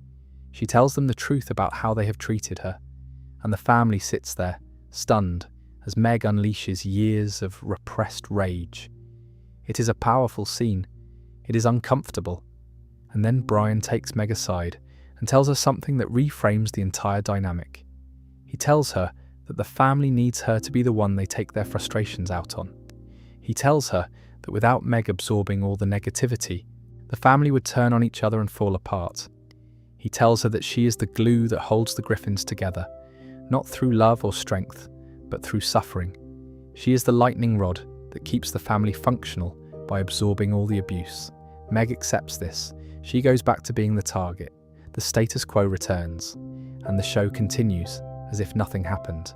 If you take that scene seriously, and the show invites you to, it means that Meg Griffin has made a conscious choice to accept abuse from her own family for the greater good. She knows what they're doing to her. She understands the role she plays, and she stays anyway because the alternative is worse. That is either the most selfless thing any character on the show has ever done, or the most tragic. And the fact that the show buried this revelation in a 2-part hurricane episode and never really addressed it again, is itself a kind of commentary on how easily we accept the suffering of the people around us when acknowledging it would require us to change. Stewie Griffin is the character who has evolved the most dramatically across the show's run. In the first few seasons, Stewie was a one-note villain. He wanted to kill Lois, he wanted to take over the world, he built ray guns and time machines and spoke with that inexplicable English accent. And every episode featured him plotting some elaborate scheme that would inevitably fail. He was a baby supervillain, a miniature Bond antagonist in diapers, and the joke was the contrast between his ambition and his helplessness. But as the seasons went on, the writers gradually softened Stewie. The matricidal fantasies faded. The world domination plots became less frequent. In their place, a more complex character emerged. Stewie became neurotic, insecure, desperate for connection. His relationship with Brian deepened into the emotional centre of the show. His sexuality became a running theme, with the show hinting repeatedly that Stewie is gay, or at least questioning, without ever committing to a definitive answer. In the season's 16 milestone episode, when Stewie drops the accent and reveals that his entire persona is a defense mechanism, the show completes a character arc that had been building for 16 seasons. The Stewie of season 1, the maniacal baby who tried to murder his mother, would be unrecognizable to the Stewie of season 20, the anxious, emotionally intelligent child who uses humor and intellect to navigate a world he finds overwhelming. That evolution happened slowly, episode by episode, over the course of more than 2 decades. It was not planned from the beginning. It emerged organically as the writers discovered which aspects of the character resonated with audiences and which did not. The result is a character who has grown in ways that the show's format technically should not allow. Nobody ages in Family Guy. Nobody changes permanently. But Stewie has changed. He has grown up emotionally, even though he has not grown up physically. And that contradiction, a character who evolves inside a format that demands stasis, is one of the most interesting things about Family Guy's long history. Brian Griffin is the other half of that central partnership, and his evolution has been more controversial. In the early seasons, Brian was the audience's surrogate. He was intelligent, articulate, morally centered, and served as the voice of reason in a household full of idiots and psychopaths. He was the character you were supposed to identify with. But as the show went on, the writers began deconstructing Brian in ways that made him increasingly unsympathetic. His liberalism became performative. His intellectualism became pretentious. His novel, which he had been writing for years, turned out to be terrible. His relationships with women became shallow and self-serving. His drinking went from a charming quirk to a genuine problem. The show started treating Brian's flaws the same way it treated everyone else's, as material for comedy, and the result was a character who lost the audience's sympathy even as he gained complexity. Brian's temporary death in 2013 and the massive fan reaction it generated suggest that the audience still cared about him, even if they also found him increasingly annoying. The tension between liking a character and recognizing their flaws is something that Family Guy has explored more honestly with Brian than with any other member of the cast. He is not a good person in any consistent sense. He is selfish, vain, and often hypocritical. But he is also genuinely capable of love, loyalty, and sacrifice, and those qualities exist alongside his flaws without cancelling them out. That is a more realistic depiction of human nature than most animated comedies attempt. People are not consistently good or consistently bad. They are messy, contradictory, and capable of both kindness and cruelty depending on the circumstances.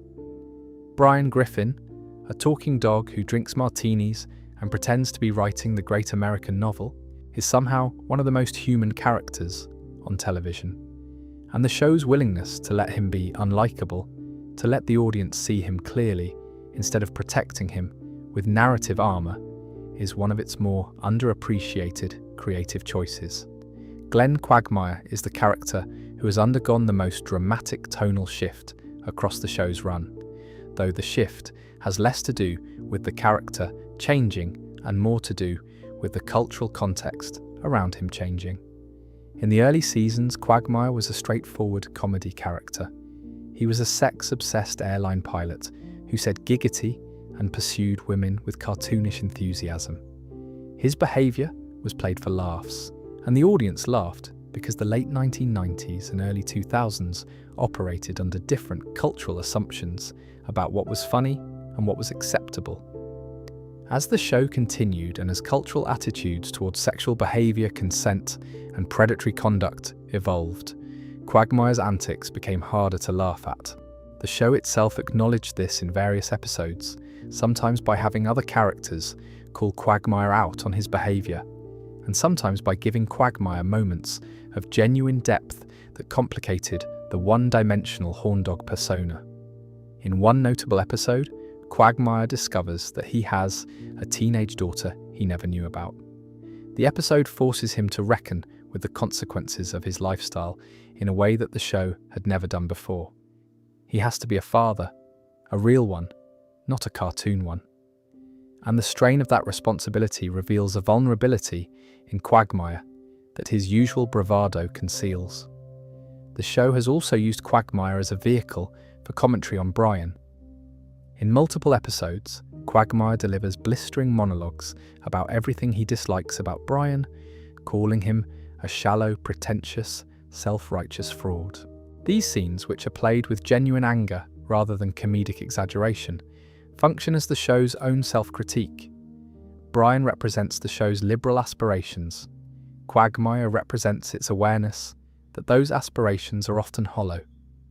The tension between them is the tension within Family Guy itself, a show that wants to be smart and progressive, but that also knows, on some level, that it is built on crude jokes and offensive humour, and that the gap between what it says and what it does is wider than it would like to admit. Joe Swanson rounds out Peter's core friend group, and his story is one of the quieter tragedies in the show's ensemble. Joe is a police officer who is paralysed from the waist down. He uses a wheelchair. He is also the most conventionally heroic character in Peter's circle. He is brave, moral, committed to his family and his community. He is everything Peter is not. And the show treats his disability with a mixture of respect and cruelty that mirrors the way American culture as a whole treats disability. There are episodes where Joe's paraplegia is played for comedy, where the humour comes directly from his physical limitations. And there are episodes where Joe's disability is treated with genuine sensitivity, where the show acknowledges the pain and frustration of living in a body that does not work the way it used to. Joe has attempted suicide in at least one episode. He has struggled with depression. He has felt like a burden to his wife Bonnie and his family. And the show, to its credit, has not always played these moments for laughs. Sometimes it lets the sadness sit. Sometimes it acknowledges that being paralysed in a town where everyone else can walk is a source of real suffering that no amount of police work or friendship can fully alleviate. Let us shift our attention now from the characters to the town they inhabit, because Quahog, Rhode Island, is more than just a backdrop. It is a character in its own right, and the picture it paints of American community life is both comforting and deeply unsettling when you examine it honestly. Quahog is presented as a typical New England town. It has a downtown with shops and restaurants. It has residential neighborhoods with houses and yards.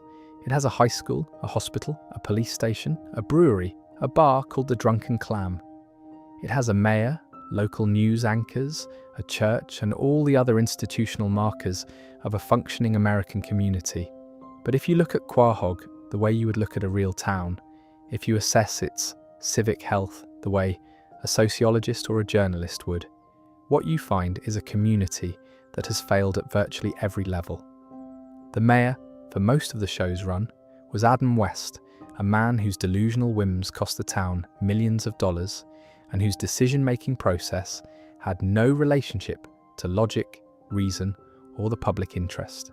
After West's death, the town elected Wild West, a rugged cowboy figure whose qualifications for office are equally dubious. The police force is headed by Joe Swanson, who is a decent man, but whose department is wildly understaffed and inconsistently effective. Crimes go unsolved. Known criminals like James Woods return to the community repeatedly despite a history of violent and antisocial behaviour. The school system, represented primarily by James Woods Regional High School, now Adam West High, is underfunded and poorly managed. The students receive minimal enrichment, teachers are burned out. The principal, when one is referenced, is largely invisible. Meg Griffin, one of the students, receives essentially no support for her social or emotional needs and is actively bullied by her peers with no intervention from the school administration.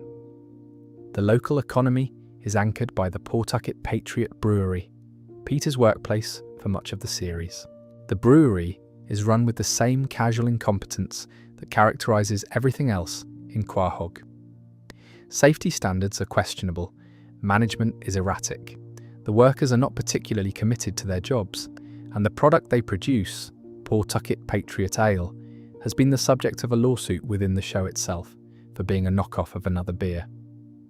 The medical establishment is represented by Dr. Hartman, whose competence varies wildly from episode to episode, and by various other medical professionals who appear and disappear as the plot requires. The Drunken Clam, Peter's regular bar, is the social hub of the town for a specific subset of middle-aged men who spend their evenings drinking and avoiding their families. Jerome, the bartender, tolerates their presence, and the bar serves as a place where the town's dysfunction is visible in concentrated form. Peter, Joe, Quagmire, and Cleveland sit there night after night, drinking, complaining, and doing nothing to change any of the things they complain about. And nobody leaves Quahog. That is the darkest aspect of the town. In 25 years of storytelling, no main character has ever permanently left Quahog. Cleveland left for 4 seasons during the Cleveland show, but he came back. Peter has travelled the world, visited other states, gone on international adventures. He always returns to the same house on Spooner Street. Lois has had opportunities to pursue her ambitions elsewhere. She stays. Meg has every reason to escape. She does not. The Griffins are bound to Quahog by the same force that binds every sitcom family to their setting, the demands of the format. But within the fiction, the result is a family that is trapped in a community that does not serve them, surrounded by institutions that do not function, governed by leaders who do not care, and none of them ever seriously attempt to break free. That is either a commentary on the inertia of American small-town life, where people stay in places that are not good for them because leaving is harder than staying, or it is simply the consequence of a show that needs its characters to remain in one place to keep the stories coming. Both readings are valid, and both contribute to the slightly unsettling feeling that accumulates when you spend enough time in Quahog and start to notice the cracks in the foundation. The music of Family Guy is one of its most distinctive and least discussed qualities.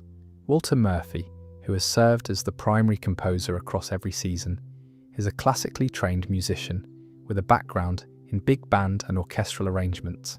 His approach to scoring Family Guy is fundamentally at odds with what most people would expect from an adult animated comedy. While other shows in the genre have moved towards synthesized scores, digital libraries, and minimal musical accompaniment, Murphy has consistently treated Family Guy with the musical sincerity of a dramatic television series or a feature film. The orchestral arrangements are lush. The brass sections are full. The string passages are genuinely beautiful. And the dissonance between what you're hearing and what you're seeing is one of the show's most effective comedic tools. When Peter and the giant chicken are destroying a city block, Murphy scores the sequence like it is the climax of an action movie. When Stewie delivers a monologue about world domination, the music swells behind him as though he is a real villain in a real thriller. The music takes the absurdity seriously, and by doing so, it makes the absurdity funnier. Ron Jones co-composed the score for seasons 1 through 12, and his contributions to the show's musical identity during its golden years are significant. The two composers worked together to create a sound that was completely unique in television animation. No other animated comedy sounds like Family Guy. The Simpsons has Danny Elfman's iconic theme and Alf Clausen's orchestral score, which is magnificent in its own right. South Park has a deliberately lo-fi musical identity. Bob's Burgers is warm and folksy. But Family Guy sounds like a jazz club collided with a movie soundtrack. And that sound has been consistent across more than 400 episodes. The show has also produced a remarkable number of original musical numbers. The opening theme itself, It Seems Today, is a Broadway-style production number performed by the main voice cast. Beyond that, the show has produced dozens of standalone songs that have become cultural touchstones. There are songs that fans can sing from memory years after hearing them. The musical ambition of the show is often overshadowed by the crude humour, but it deserves recognition. MacFarlane himself is a trained singer who has released multiple albums of American standards. His love of music, particularly the music of the big band and swing era, infuses every aspect of the show's sonic identity. When the show needs to be funny, the music is funny. When the show needs to be beautiful, the music is beautiful. And when the show needs to be devastating, the music knows how to break your heart. Let us talk about something that sounds like it should be trivial, but has become over the years one of the most discussed aspects of Family Guy's legacy: the predictions. Like The Simpsons, Family Guy has accumulated a reputation for appearing to predict real-world events before they happen. The most commonly cited example involves an episode from season 11 called Turban Cowboy, which we discussed earlier in the context of it being pulled from streaming after the Boston Marathon bombing. The cutaway gag in that episode, in which Peter drives through a marathon, aired before the real bombing occurred. The episode was not predicting anything.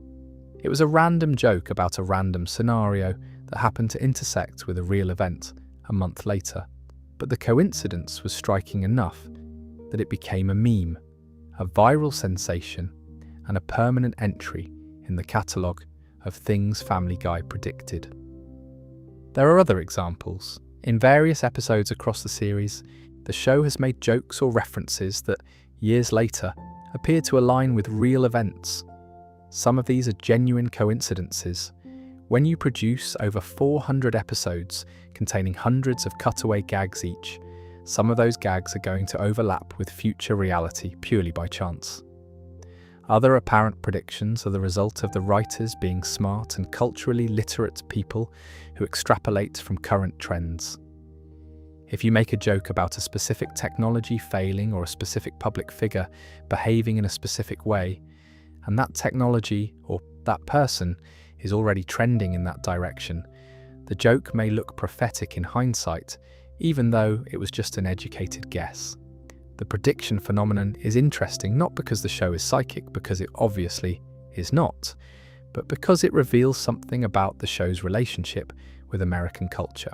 Family Guy, like The Simpsons, is so deeply embedded in the texture of American life, so attuned to the currents and absurdities and trajectories of the society it satirizes, that it occasionally arrives at the future before the future arrives at itself. The writers spend their days thinking about what is ridiculous, what is trending, what is about to break. They extrapolate, they exaggerate, they push ideas to their logical extremes. And sometimes, those extremes turn out to be exactly where reality was heading all along. Now let us zoom out and think about what it means for a show to run for 25 years, because the length of Family Guy's run is itself a kind of story, and it raises questions that the show was never designed to answer. When Family Guy premiered in 1999, Bill Clinton was president. The internet existed, but was still a novelty for most people. Social media did not exist. Smartphones did not exist. Streaming television did not exist. The show debuted in a world that was fundamentally different from the one it inhabits now, and it has been running continuously through every major shift, every crisis, every cultural upheaval that has occurred in that time. September 11th happened during Family Guy's cancellation hiatus. The show was off the air when the towers fell. When it came back in 2005, the world had changed. The Iraq War was raging. The culture wars were intensifying. The internet was becoming the dominant force in American life. The show absorbed all of it. It commented on it. It satirized it. And then it kept going through the 2008 financial crisis, through the Obama years, through the Trump presidency, through a global pandemic that forced an 8-week production hiatus and a shift to remote recording. The show returned from the pandemic shutdown with new episodes on April 19th, 2020. It even produced a 3-minute animated PSA featuring Peter, Stewie, and Brian explaining the science of the COVID-19 vaccine. The characters of Quahog, who exist in a floating timeline where nobody ages and nothing changes permanently, have lived through 25 years of American history that changed everything for the real people watching them. Peter Griffin has been the same age for a quarter of a century. The people who watched him in 1999 are 25 years older. Some of them have children who are now discovering the show for the first time on streaming platforms. The audience ages, the characters do not, and that disconnect, that growing gap between the world the show depicts and the world the audience inhabits, is something that every long-running animated series must contend with. The Simpsons, which has been running since 1989, has dealt with this same phenomenon for even longer. Both shows exist in a state of permanent present tense, always contemporary, never historical, their characters frozen in amber while the real world flows around them. But Family Guy handles the disconnect differently than The Simpsons. The Simpsons tends to acknowledge its own age through gentle self-deprecation and meta-humor. Family Guy tends to acknowledge it through escalation. The show has become louder, cruder, and more willing to push boundaries as the years have gone on, as though it needs to keep raising the volume to keep the attention of an audience that has heard it all before. Some fans view this as a sign of creative decline. Others view it as the natural evolution of a show that was always designed to be provocative and that simply needs to be more provocative to achieve the same effect in a culture that has become desensitized to provocation. The truth is probably somewhere in the middle. Family Guy at its best in seasons 4 through 8 achieved a balance between character-driven storytelling and absurdist humour that the show has struggled to maintain. The early post-revival seasons had stories that mattered, jokes that landed, and emotional beats that surprised you. The later seasons have more gags per minute but fewer moments that stick with you after the episode ends. The show is still funny. It is still capable of brilliance, but the ratio of brilliance to filler has shifted, and fans who remember the golden years can feel the difference, even if they cannot always articulate it. Rotten Tomatoes scores reflect this perception. The critical consensus has varied wildly across seasons, from perfect scores to below 50%. The audience has been more forgiving, consistently rating the show between 80 and 90% across most seasons. But even the audience acknowledges, through online discussions and fan polls, that the show peaked somewhere around seasons 4 through 8 and has been operating at a different level since. The question that hangs over all of this, the question that nobody involved with the show seems willing to answer directly, is simple. Should Family Guy end? The show has been renewed through season 28. It will have been on the air for at least 30 seasons by the time that deal concludes, assuming it runs its full course. The voices are the same, the characters are the same, the town is the same. But the world around the show has changed so dramatically that the show sometimes feels like a time capsule from an era that no longer exists, still broadcasting from a frequency that fewer and fewer people are tuning into through traditional channels. The streaming numbers tell a different story. 1 billion hours of Family Guy have been streamed on various platforms. It was the 4th most streamed show in the first half of 2025. The show may be fading from the broadcast conversation, but it is thriving in the streaming ecosystem, where its episode by episode, clip by clip format is perfectly suited to how modern audiences consume content. You do not need to watch Family Guy from beginning to end. You do not need to follow a serialized plot. You can drop into any episode at any point and find something that makes you laugh or something that interests you. That modularity is a massive advantage in the streaming era, and it is one of the reasons the show keeps getting renewed despite its declining live ratings. Fox and Disney, which now owns the show through its acquisition of 20th Century Fox's entertainment assets, have clearly decided that Family Guy's value lies not in its broadcast performance, but in its streaming and syndication revenue. The show is an annuity. It generates income continuously across multiple platforms, in multiple territories, year after year, whether new episodes are being produced or not. The back catalogue alone is worth an enormous amount, and every new episode adds to that catalogue, increases the total volume of content available for licensing, and extends the brand's presence in the marketplace. From a business perspective, ending Family Guy would be like closing a factory that still turns a profit. It might not be producing at peak capacity, but it is still producing, and the cost of keeping it running is manageable relative to the revenue it generates. Let us spend a moment on something that the reference script we looked at earlier explored in depth with The Simpsons: the loneliness of the ensemble. Because Quahog, like Springfield, is a town where loneliness is a constant undercurrent, present in the lives of nearly every character, visible if you look for it, and easy to miss if you do not. Think about Meg. We already discussed her role as the family's emotional punching bag. But beyond the abuse, Meg is fundamentally alone.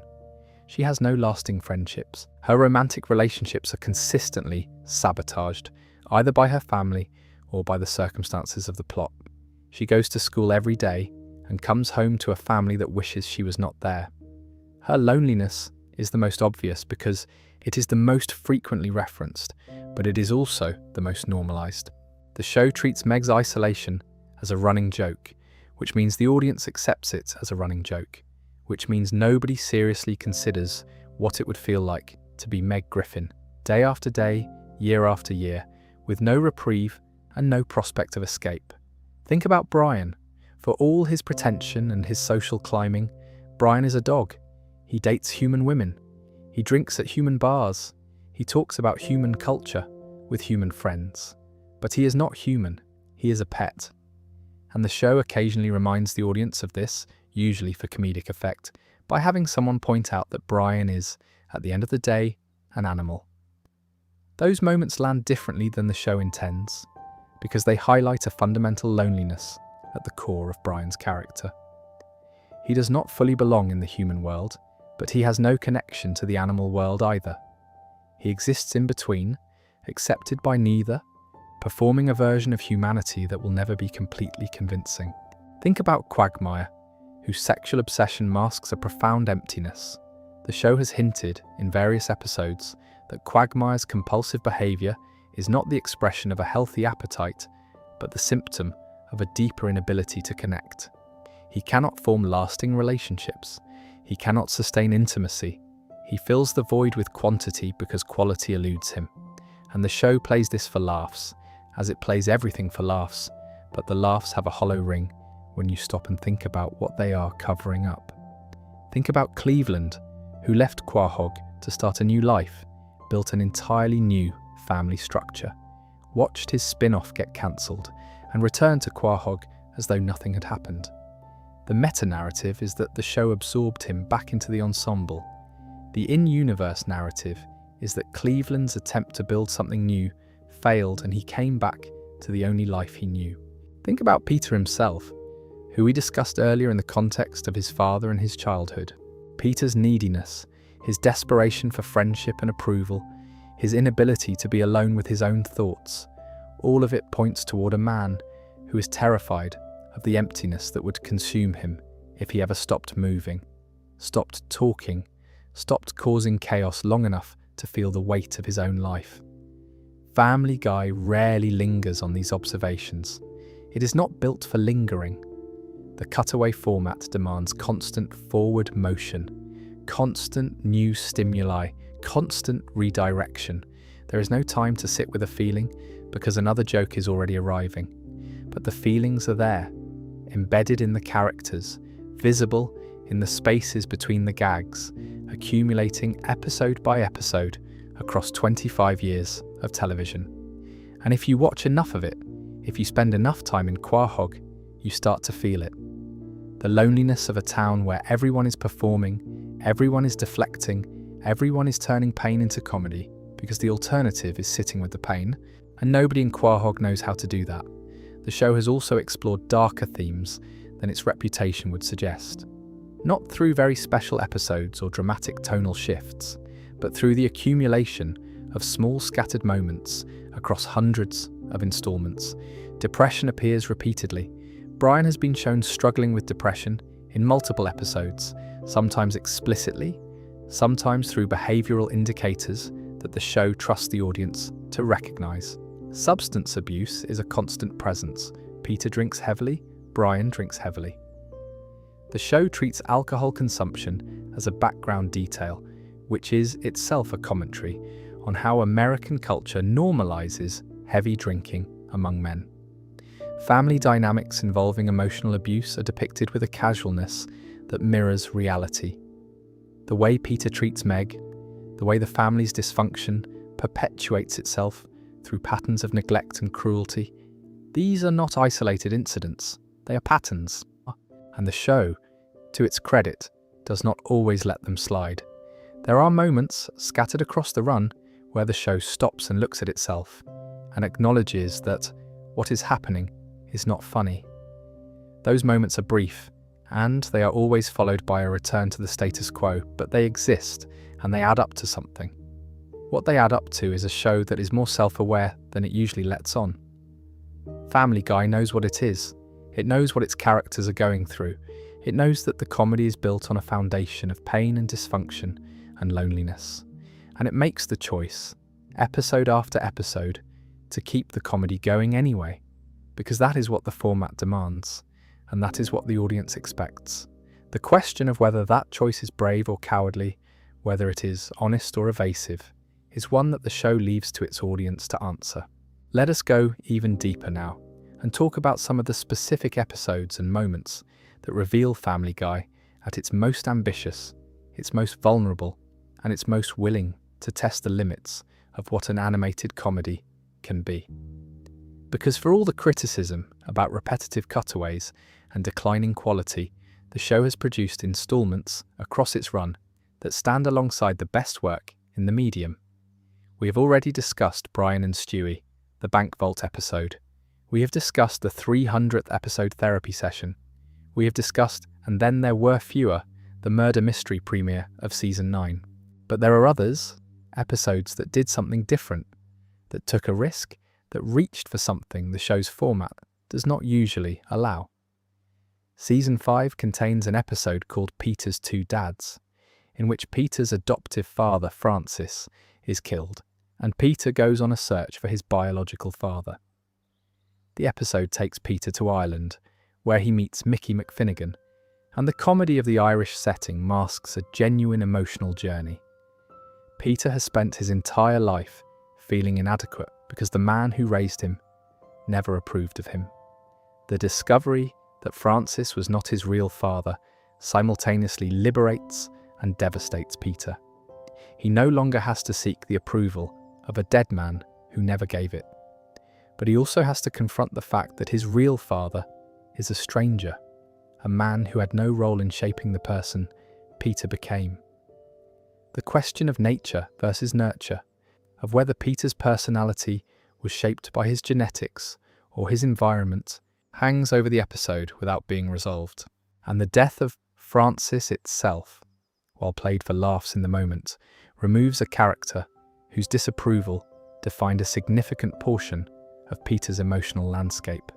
With Francis gone, Peter has to find new sources of conflict and motivation.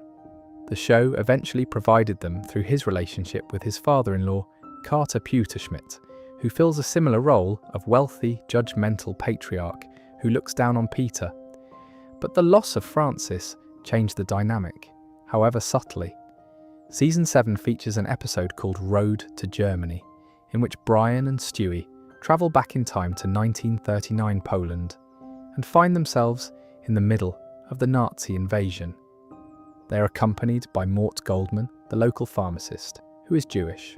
The episode uses its time travel premise to put a Jewish character in the middle of the Holocaust, which is a creative choice that requires an extraordinary amount of tonal precision. The show plays it for comedy, because Family Guy plays everything for comedy, but the comedy is darker and more pointed than usual. The jokes are about the absurdity of the situation rather than the horror of it, and the episode manages, mostly, to maintain a tone that acknowledges the gravity of the historical setting while still being recognisably Family Guy. Whether the show succeeds in this balancing act depends entirely on the viewer's tolerance for humour in proximity to atrocity, which is a question that Family Guy has been asking its audience from the very beginning. The road to episodes in general represent Family Guy at its most creatively liberated. The format, which sends Brian and Stewie to a new location or scenario in each instalment, frees the show from the constraints of Quahog and allows the writers to explore genres, settings, and story structures that the show's normal format cannot accommodate. Road to the Multiverse, the highest-rated episode, takes the characters through parallel dimensions, each one animated in a completely different style. One dimension is rendered in the style of a Disney film, with lush detailed backgrounds and musical numbers. Another is drawn in a crude, minimalist style. Another operates entirely under different physical laws.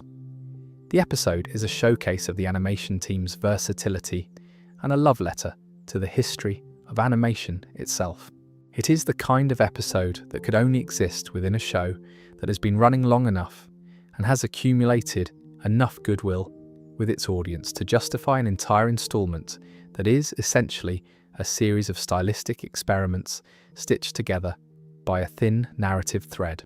There is another aspect of the show's production that deserves attention, and it is something that most viewers take completely for granted: the voice recording process.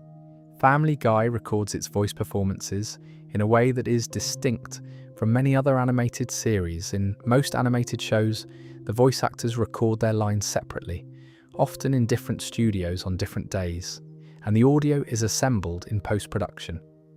Family Guy, particularly in its earlier seasons, preferred table reads and group recording sessions where the main cast was present together. This approach allows for more natural timing, more spontaneous performances, and a chemistry between the voice actors that is difficult to replicate when everyone is recording in isolation. MacFarlane, as both the creator and the performer of multiple main characters, has an unusual degree of control over the recording process.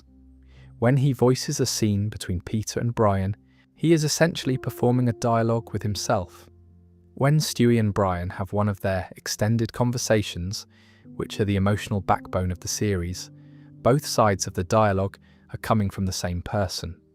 The skill required to maintain distinct voices, distinct emotional registers, and distinct character motivations while literally talking to yourself should not be underestimated.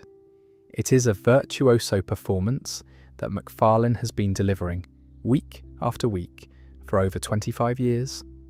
The other voice actors bring their own distinct energies.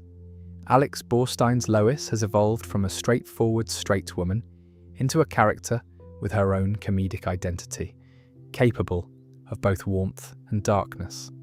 Seth Green's Chris has a breathy, nervous quality that perfectly captures the character's social anxiety. Mila Kunis's Meg, despite being the target of the show's cruelest humour, is performed with a vulnerability that keeps the character sympathetic, even when the writing does not.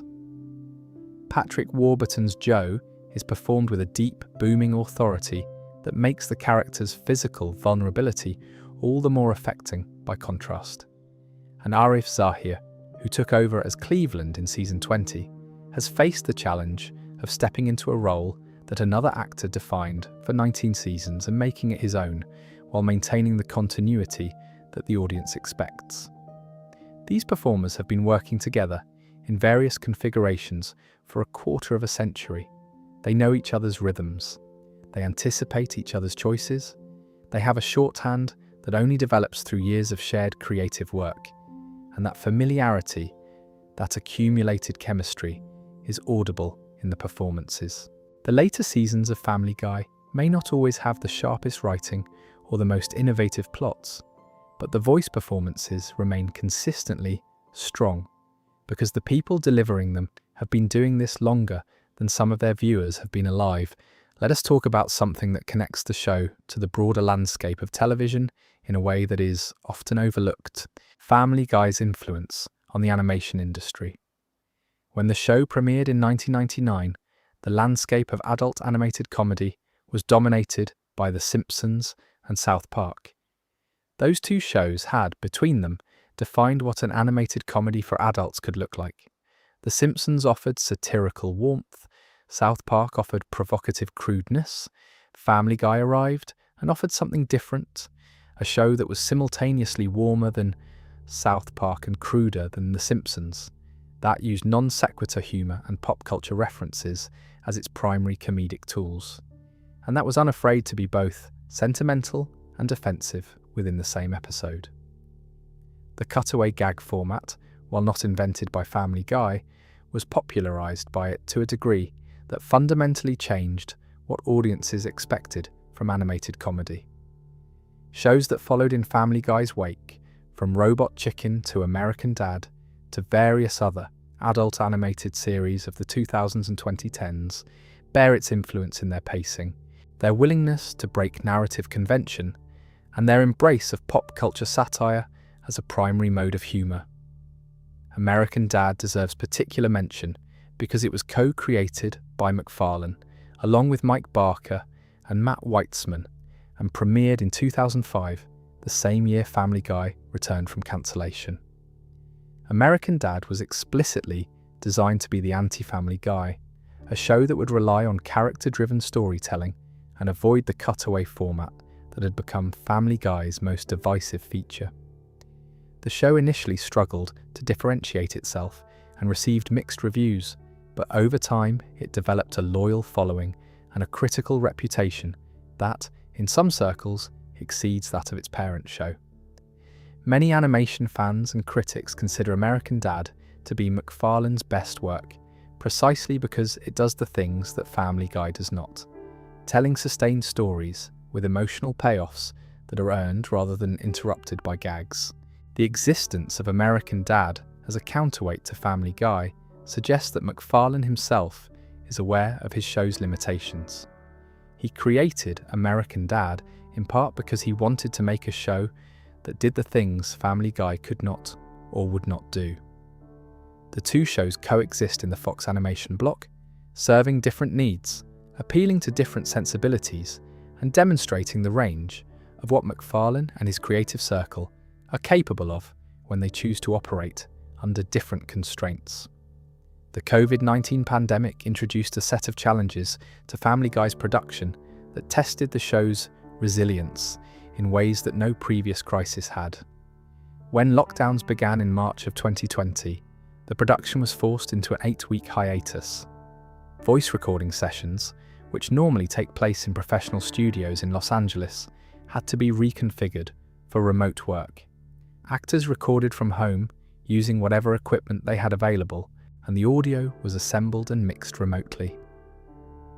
The animation pipeline, which relies on coordination between studios in Los Angeles and overseas, was disrupted by travel restrictions and facility closures.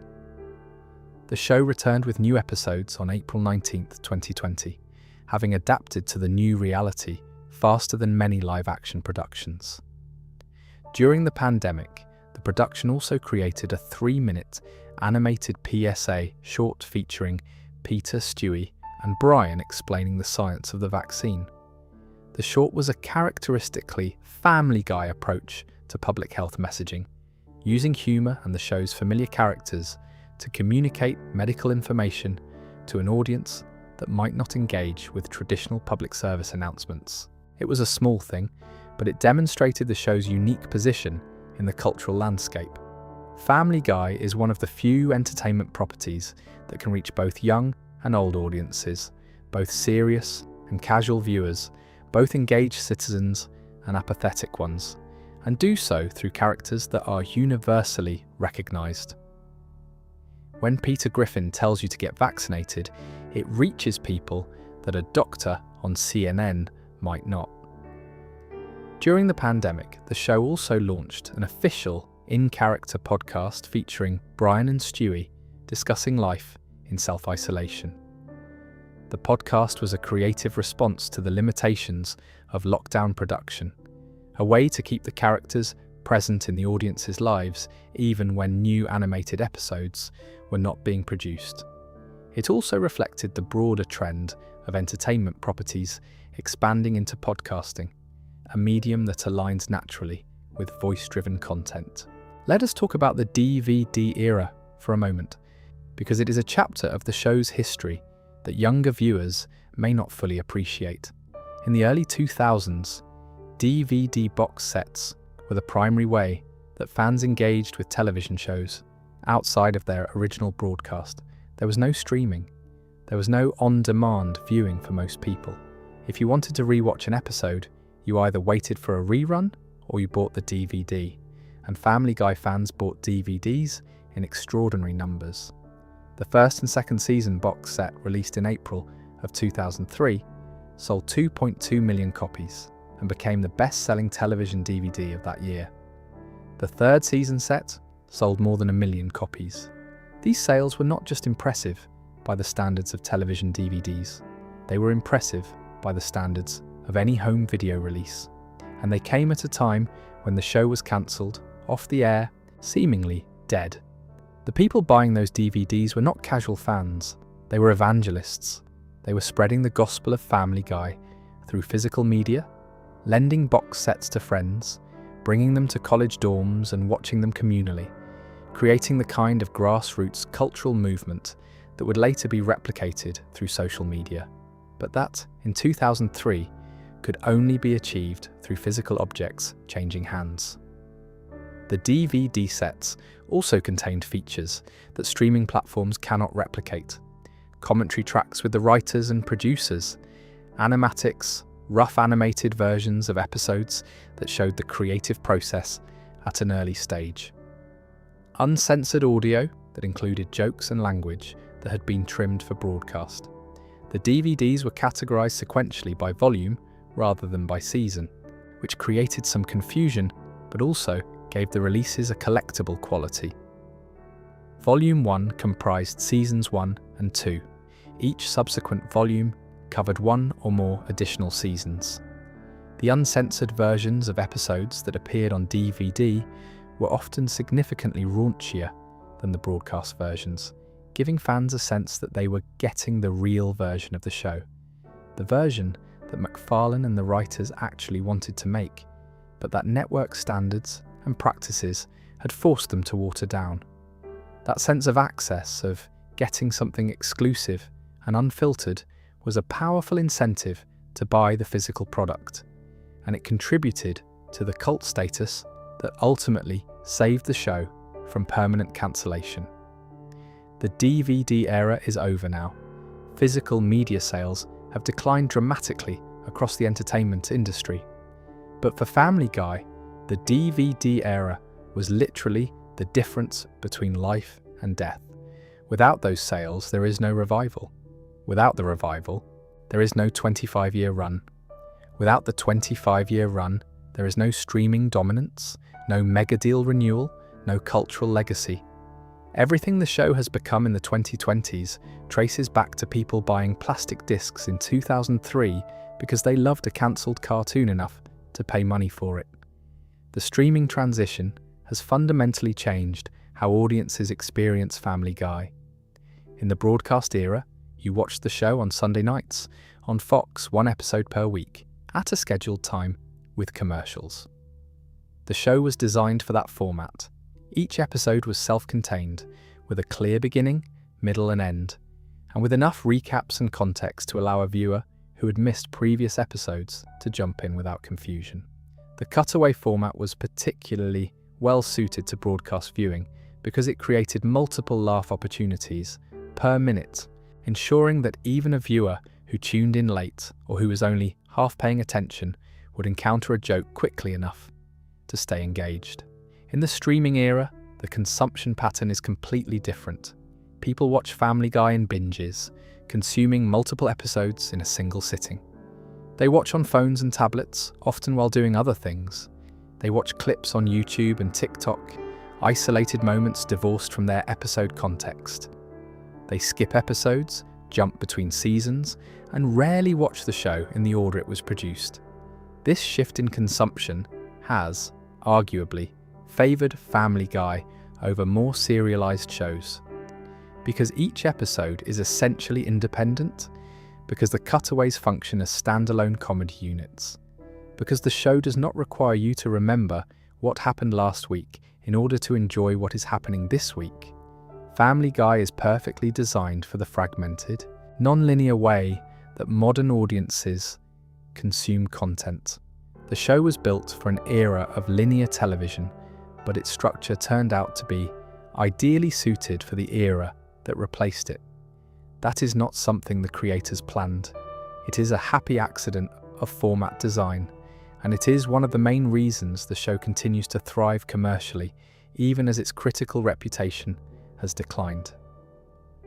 Let us return to the characters one more time, because there is a dimension of Family Guy's character work that we have not yet discussed: the secondary and tertiary characters. The people who populate the margins of Quahog and who, collectively, give the town its texture and its personality. Herbert, the elderly neighbour, voiced by Mike Henry, who harbours an unrequited and deeply inappropriate obsession with Chris.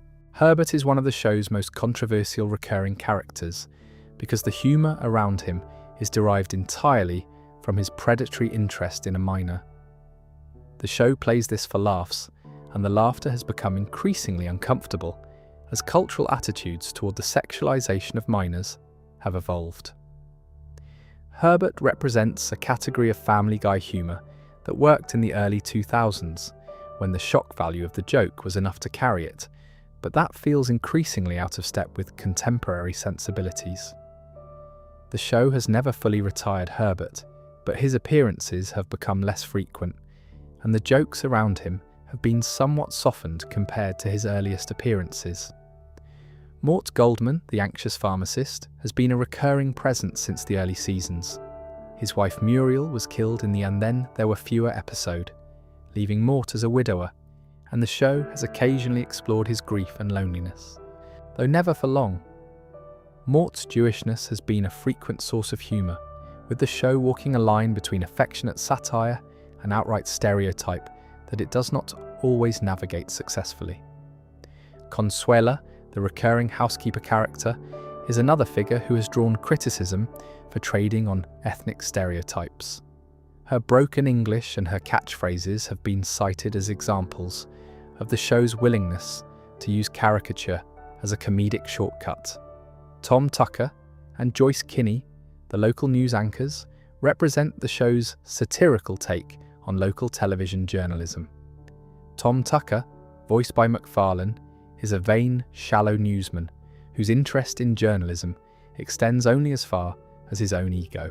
Joyce Kinney, voiced by Christine Lakin, replaced Diane Simmons after Diane's death in the Season 9 premiere.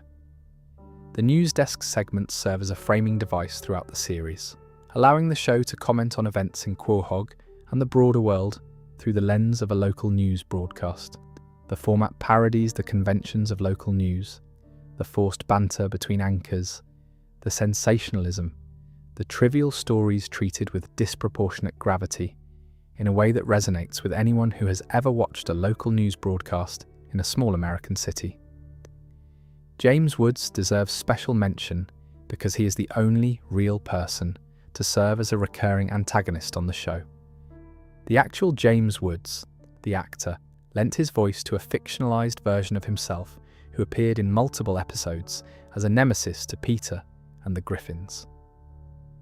The character was a chaotic, manipulative figure whose schemes ranged from identity theft to murder.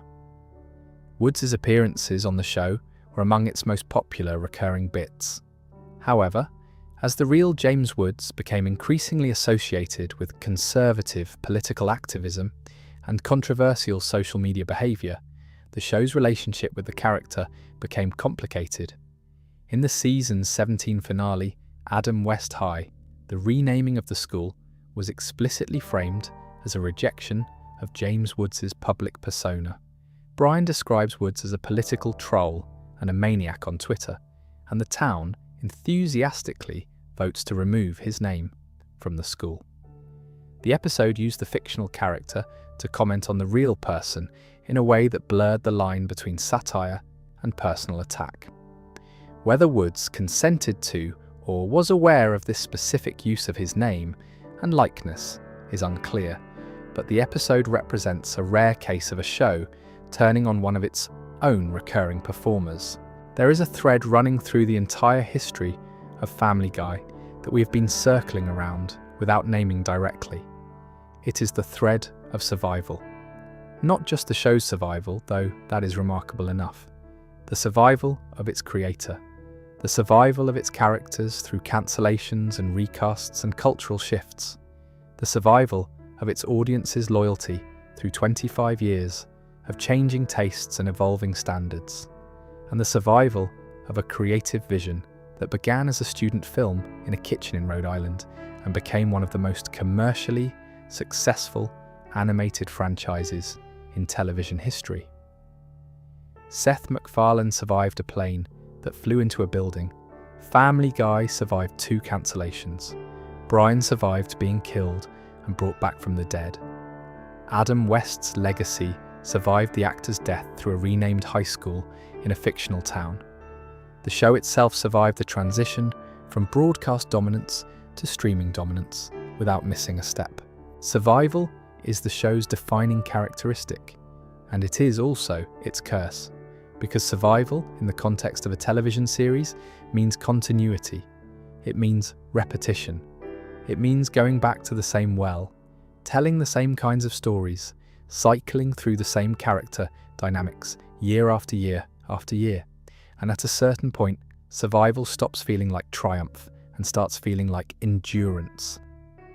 The show endures, it continues, it persists, but persistence and vitality are not the same thing, and the tension between them is one of the most interesting things about Family Guy in its current era. Let us talk about some more facts about the show that most people do not know, because there are details buried in the production history that add texture to what we've already discussed. Family Guy was not MacFarlane's only project during its run. He has been one of the most prolific creators in Hollywood throughout the same period that the show has been on the air. He co-created American Dad with Mike Barker and Matt Weitzman, which premiered in 2005 and has run for over 20 seasons. He co-created The Cleveland Show, which ran from 2009 to 2013. He wrote, directed, and starred in the film Ted in 2012, which grossed over $500 million worldwide and became the highest-grossing original R-rated comedy of all time. He directed and starred in the sequel, Ted 2, in 2015, and in A Million Ways to Die in the West in 2014. He created, produced, directed, and starred in The Orville, a science fiction series that ran for 3 seasons on Fox and Hulu between 2017 and 2022. He executive produced the 2014 revival of Cosmos, a space-time odyssey, and its sequel, Cosmos: Possible Worlds. He released multiple albums of big band and swing music, performing standards in a baritone voice that surprised many people who knew him only as the voice of Peter Griffin.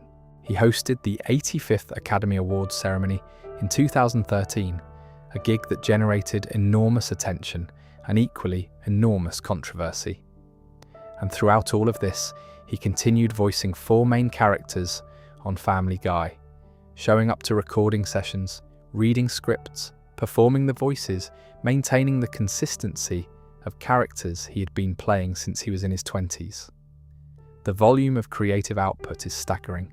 MacFarlane's career, taken as a whole, represents one of the most prolific bodies of work in modern entertainment. And Family Guy, while it is his most famous creation, is only one piece of a much larger puzzle. The show benefits from his attention, but it also competes for his attention with everything else he is doing.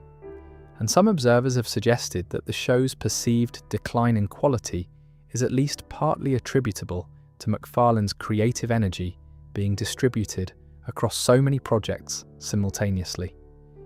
He has not written a script for Family Guy since 2010. He provides voices and executive oversight, but the day-to-day creative decisions are made by the showrunners and the writing staff. Whether the show would be different, would be better, if MacFarlane were more hands-on, is a question that nobody can answer definitively.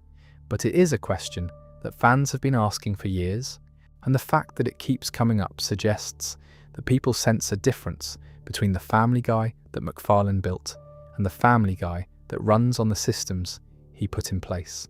Here is another detail that connects the show's past to its present: the concept of the floating timeline. Family Guy, like The Simpsons and many other long-running animated series, operates in a timeline where the characters do not age.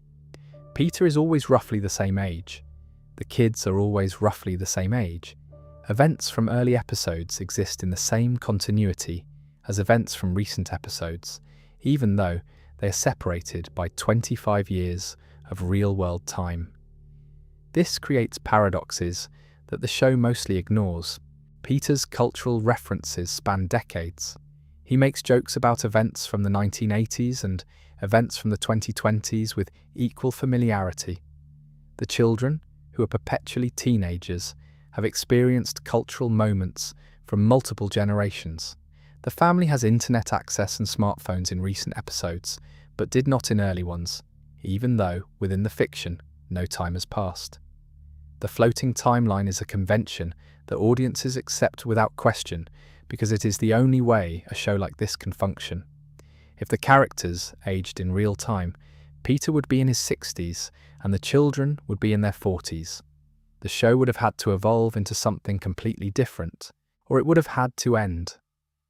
The floating timeline prevents both of those outcomes by keeping everyone frozen in a permanent present. But the convention has a cost. It prevents the show from telling certain kinds of stories. Characters cannot grow up. Relationships cannot evolve in permanent ways. The children cannot leave home. The parents cannot grow old. The family cannot change in the fundamental ways that real families change over the course of 25 years. Every time the show experiments with change, pushing a character in a new direction, exploring a new dynamic, testing a new status quo, the floating timeline pulls everything back. The reset button is built into the architecture of the show, and it ensures that no matter what happens, in any given episode, next week the Griffins will be back in their living room, watching television as though nothing happened. For a comedy, this is a feature. It means the show never runs out of material, because the starting conditions are always the same. For a drama, it would be a fatal flaw, and the tension between Family Guy's comedic mandate and its occasional dramatic ambitions is one of the defining characteristics of the series. The show wants to be funny, and the floating timeline helps it be funny.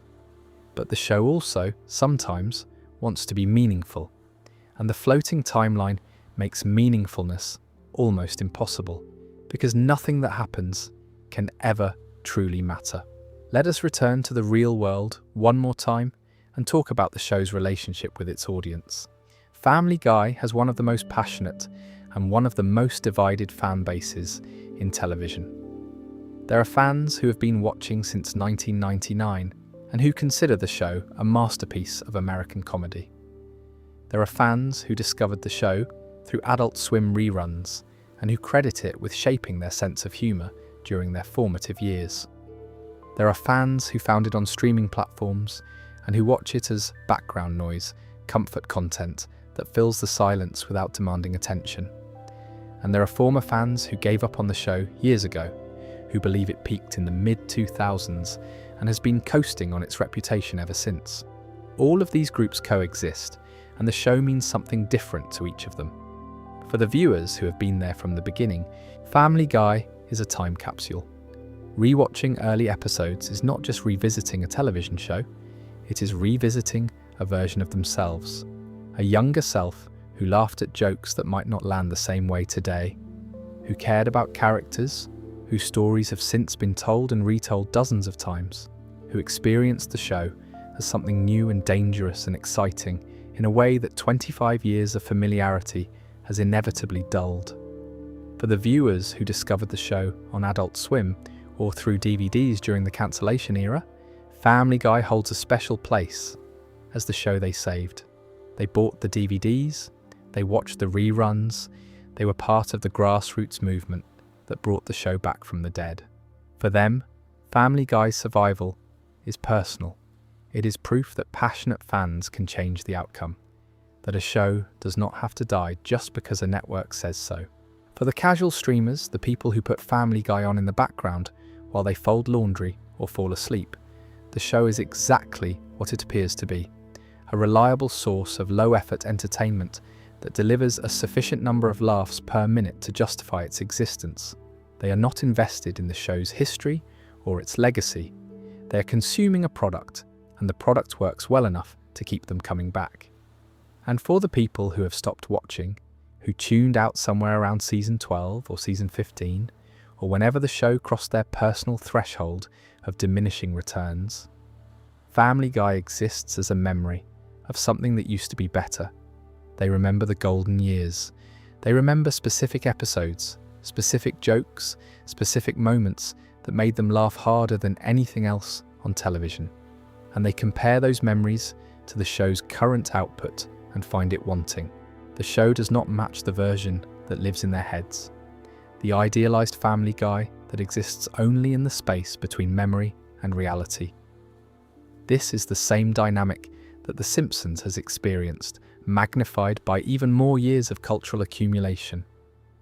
Every long-running show eventually creates a gap between what it was and what it is, and the audience fills that gap with nostalgia, frustration, and the particular sadness that comes from watching something you love become something you merely tolerate. Family Guy is not immune to this. It may even be more vulnerable to it than The Simpsons, because Family Guy's comedy is more dependent on shock value, and shock value has a shorter shelf life than the character-driven warmth that sustains The Simpsons' best episodes. A joke that is shocking the first time you hear it is merely familiar the second time, and tiresome the third. Family Guy has been telling these kinds of jokes for 25 years.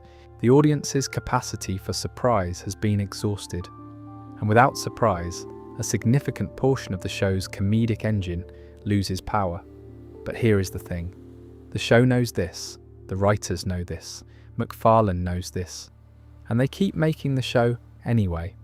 Not because they're out of ideas, though the constraints of the format make it increasingly difficult to find new territory, and not because they're obligated to, though the financial incentives are substantial. They keep making it because the show has become something larger than any individual episode, any individual joke, any individual creative decision. Family Guy is an institution now.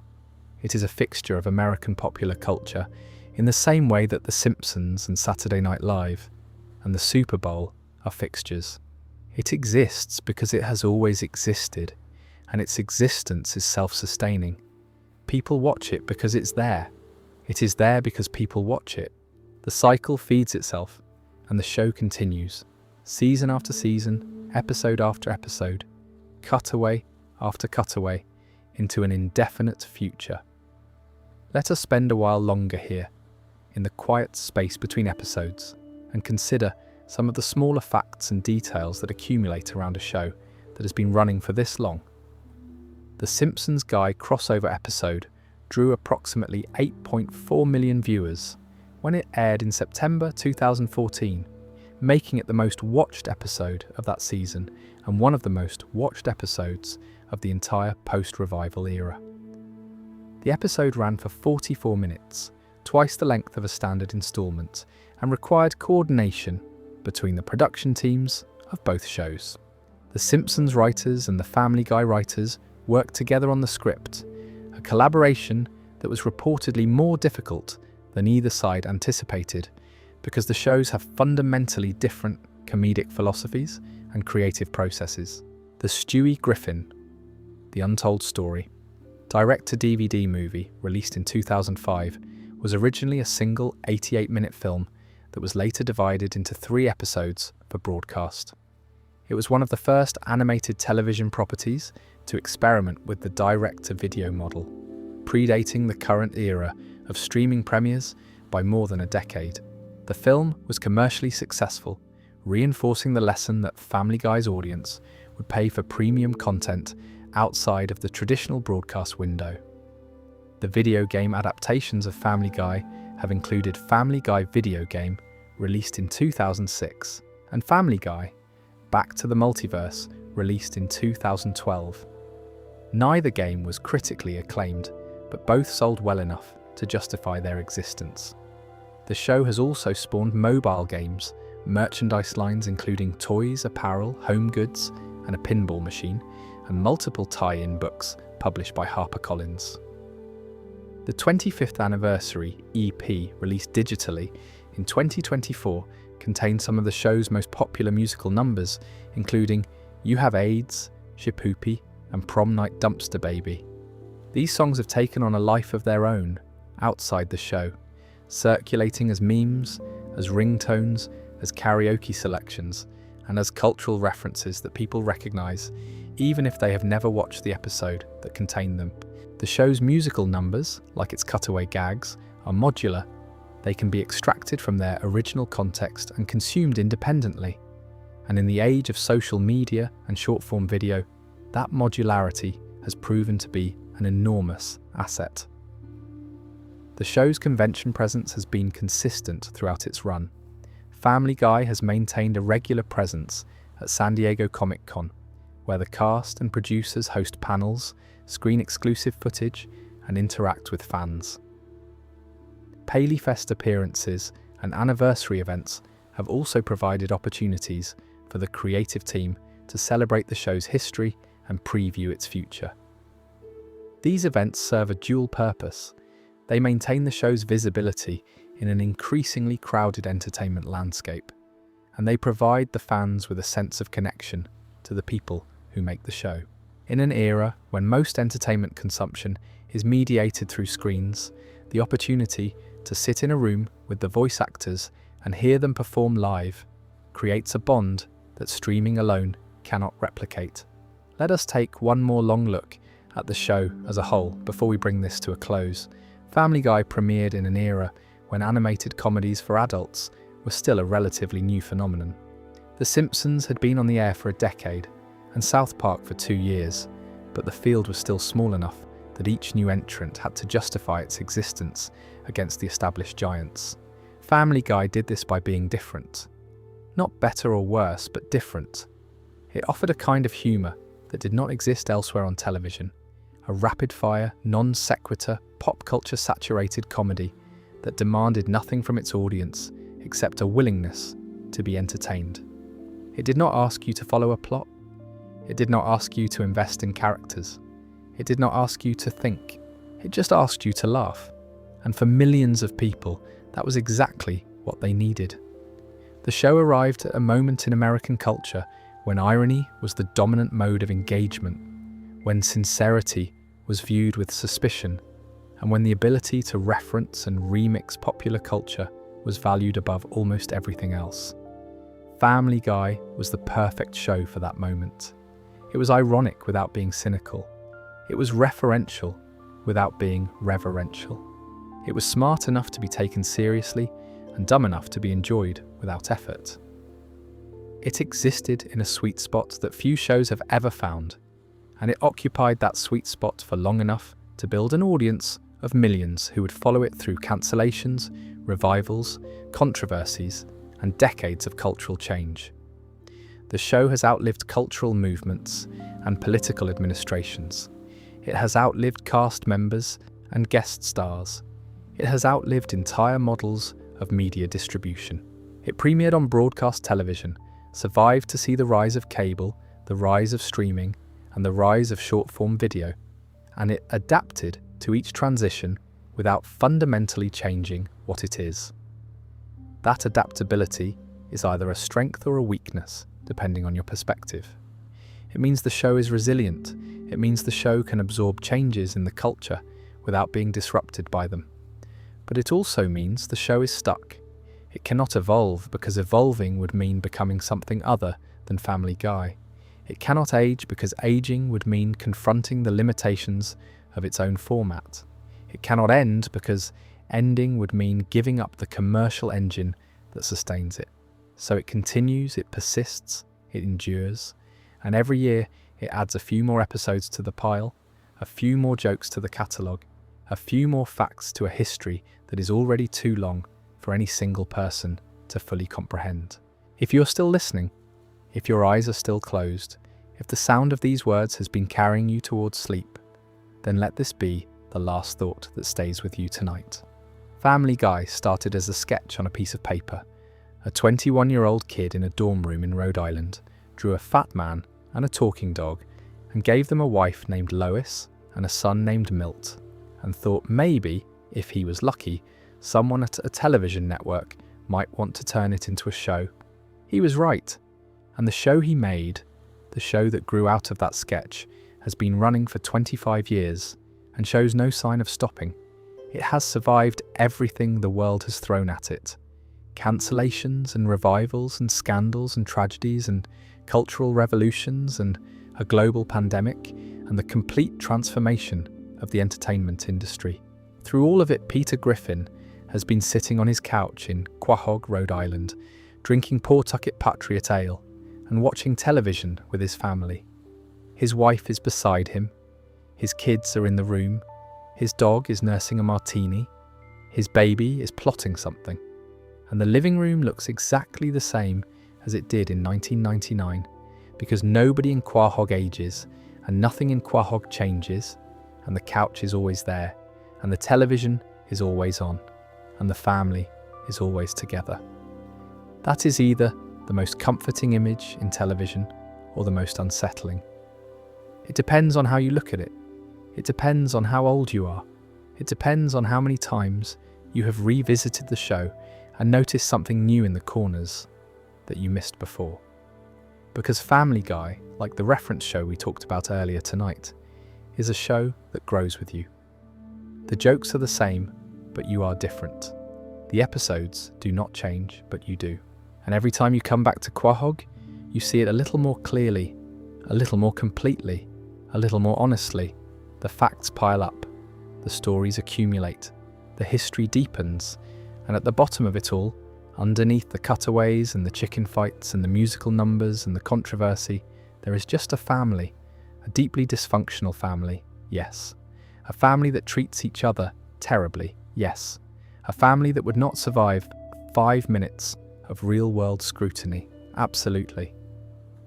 But a family that has been together for 25 years, a family that has never broken apart, a family that, for all its cruelty and its stupidity and its selfishness, always ends up back on that couch at the end of every episode, together, watching television, as the credits roll and the theme song plays and everything resets for next week.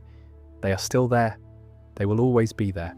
And if you are drifting off to sleep right now, know that Quahog is still out there, somewhere in a fictional Rhode Island that exists only on screens and in memories. Peter is still being Peter. Stewie is still being Stewie. Brian is still writing that novel. Meg is still being ignored. Chris is still being Chris. Lois is still holding it together. And the theme song, that old familiar swing number that Walter Murphy composed 3 decades ago, is still playing somewhere, on some screen, in some room, in some corner of the world. Right now, as it has been playing continuously since 1999, and as it will continue playing for years and years to come.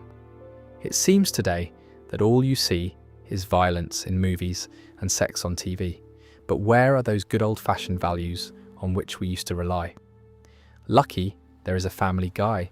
Lucky there is a man who positively can do all the things that make us laugh and cry. He is a family guy.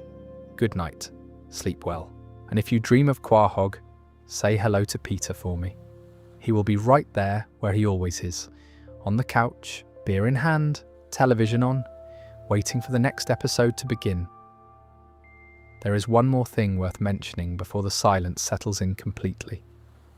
The very first words ever spoken on Family Guy, in the very first episode, Death Has a Shadow, aired on January 31st, 1999, were Peter Griffin telling a story.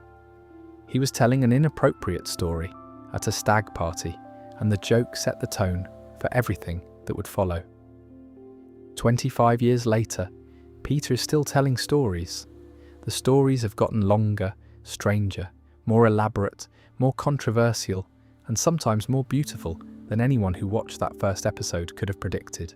But the essential act, a man telling a story to anyone who will listen, has not changed. That is what Family Guy is. A story, a very long, very strange, very funny, very frustrating, occasionally profound, often crude, always surprising story that started in a dorm room and spread across the entire planet, and will not stop being told until someone somewhere finally decides that the last joke has been told, and the last cutaway has played, and the last episode has aired. That day is not coming anytime soon. The show has been renewed through season 28.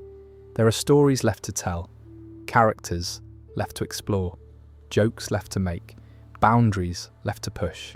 And somewhere in Los Angeles, in a recording studio, Seth MacFarlane is sitting behind a microphone, preparing to become Peter Griffin again, for the 10,000th time, clearing his throat, finding the voice, and saying something stupid and brilliant and unforgettable all at once. And somewhere on the other side of the world, someone is pressing play on an old episode they have seen a dozen times before and discovering something new in it, something they missed, something that was always there, waiting for them to be ready to see it. That is the gift of a show that has been running for 25 years. There is always more to find. There is always more to notice. There is always more to know. And when you close your eyes tonight, all of it, every episode, every fact, every story, every voice, every note of music, every cutaway gag, every chicken fight, every moment of accidental beauty hidden inside a cartoon about a fat man from Rhode Island, all of it is still out there, playing on a loop, waiting for you to come back and find the next thing you missed. Good night. Actually, before we truly close our eyes, there is still more to explore. Because a show with 450 episodes contains multitudes, and some of those episodes hold secrets that are worth discovering in these quiet hours. Let us talk about the evolution of Stewie Griffin's relationship with his mother, because it is one of the most dramatic character shifts in the history of animated television. In the first 3 seasons of Family Guy, Stewie's primary motivation was matricide. He wanted to kill Lois. This was not subtext, it was the text. Stewie built weapons specifically designed to murder his mother. He monologued about it. He planned elaborate schemes. He came close multiple times. The comedy came from the absurdity of a baby with murderous intent, but the intent was genuine within the show's fiction. Stewie hated Lois with a passion that went beyond typical parent-child conflict. He saw her as an obstacle, a tyrant, a force that needed to be eliminated for him to achieve his goals of world domination. And then gradually, almost imperceptibly, the show stopped doing this. The matricidal plots faded. The weapons were retired. Stewie's aggression toward Lois softened into something more like the typical exasperation of a child dealing with a parent who does not understand them. By the middle seasons, Stewie's relationship with Lois had evolved from antagonism into something much more complex. He still found her annoying. He still considered her intellectually beneath him. But the desire to kill her was gone, replaced by a reluctant acknowledgement that she was his mother, and that he needed her in ways he was not always willing to admit. The season 6 2-part episode, Stewie Kills Lois, and Lois kills Stewie explicitly addressed this arc. In the first part, Stewie finally succeeds in killing Lois and takes over the world. In the second part, Lois returns and confronts him. The entire storyline is eventually revealed to be a simulation running on Stewie's computer, a virtual test of what would happen if he actually went through with his plans. The simulation shows him that killing Lois would not bring him the satisfaction he expected. It would bring chaos, paranoia, and ultimately his own destruction. The episode is the show's formal goodbye to the matricidal Stewie, the moment when the character officially moves past his original, defining characteristic and into the more nuanced, anxious, emotionally complex version of himself that would define the rest of the series. It is also a clever piece of meta-textual storytelling. The writers used a simulation within the fiction to simulate the road not taken, showing the audience what the show would look like if it continued down its original path, and then closing that path permanently by revealing it to be a fantasy. The real Stewie, the show is saying, is not the baby who wants to kill his mother. He is the baby who dreamed about it, tested it in a virtual world, and decided it was not who he wanted to be. That is a remarkably sophisticated character arc for any show, let alone an animated comedy known primarily for its fart jokes. The dynamic between Peter and Homer Simpson is worth examining as well, not because the two characters ever share meaningful screen time outside of the Simpsons Guy crossover, but because they represent two different approaches to the same essential character type. Both Peter and Homer are overweight, unintelligent, working-class fathers whose antics drive their respective shows. Both are married to women who are visibly more competent than they are. Both have children who range from gifted to troubled. Both work at jobs they are unqualified for. Both live in fictional American towns that serve as satirical mirrors of the real country.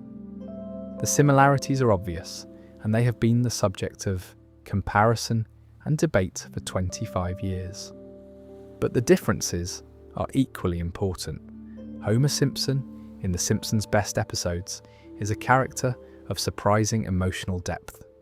His stupidity masks a genuine love for his family that manifests in moments of self-sacrifice and quiet tenderness. The Simpsons episode Do It For Her, in which Homer covers a plaque at his workstation with photos of Maggie, is widely considered one of the most emotionally powerful moments in television history. Homer gives up his dream to support his daughter, and the show treats that sacrifice with complete sincerity. Peter Griffin is different. Peter's love for his family is less consistent, less deeply felt, and more frequently contradicted by his actions. He regularly endangers his family, humiliates his wife, neglects his children, and prioritizes his own amusement over the well-being of the people he is supposed to care about.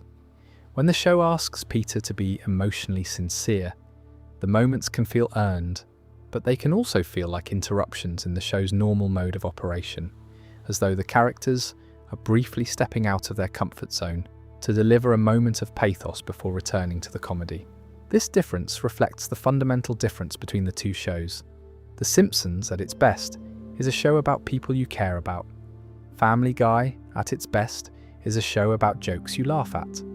The Simpsons earns its emotional moments through sustained character development across seasons and years.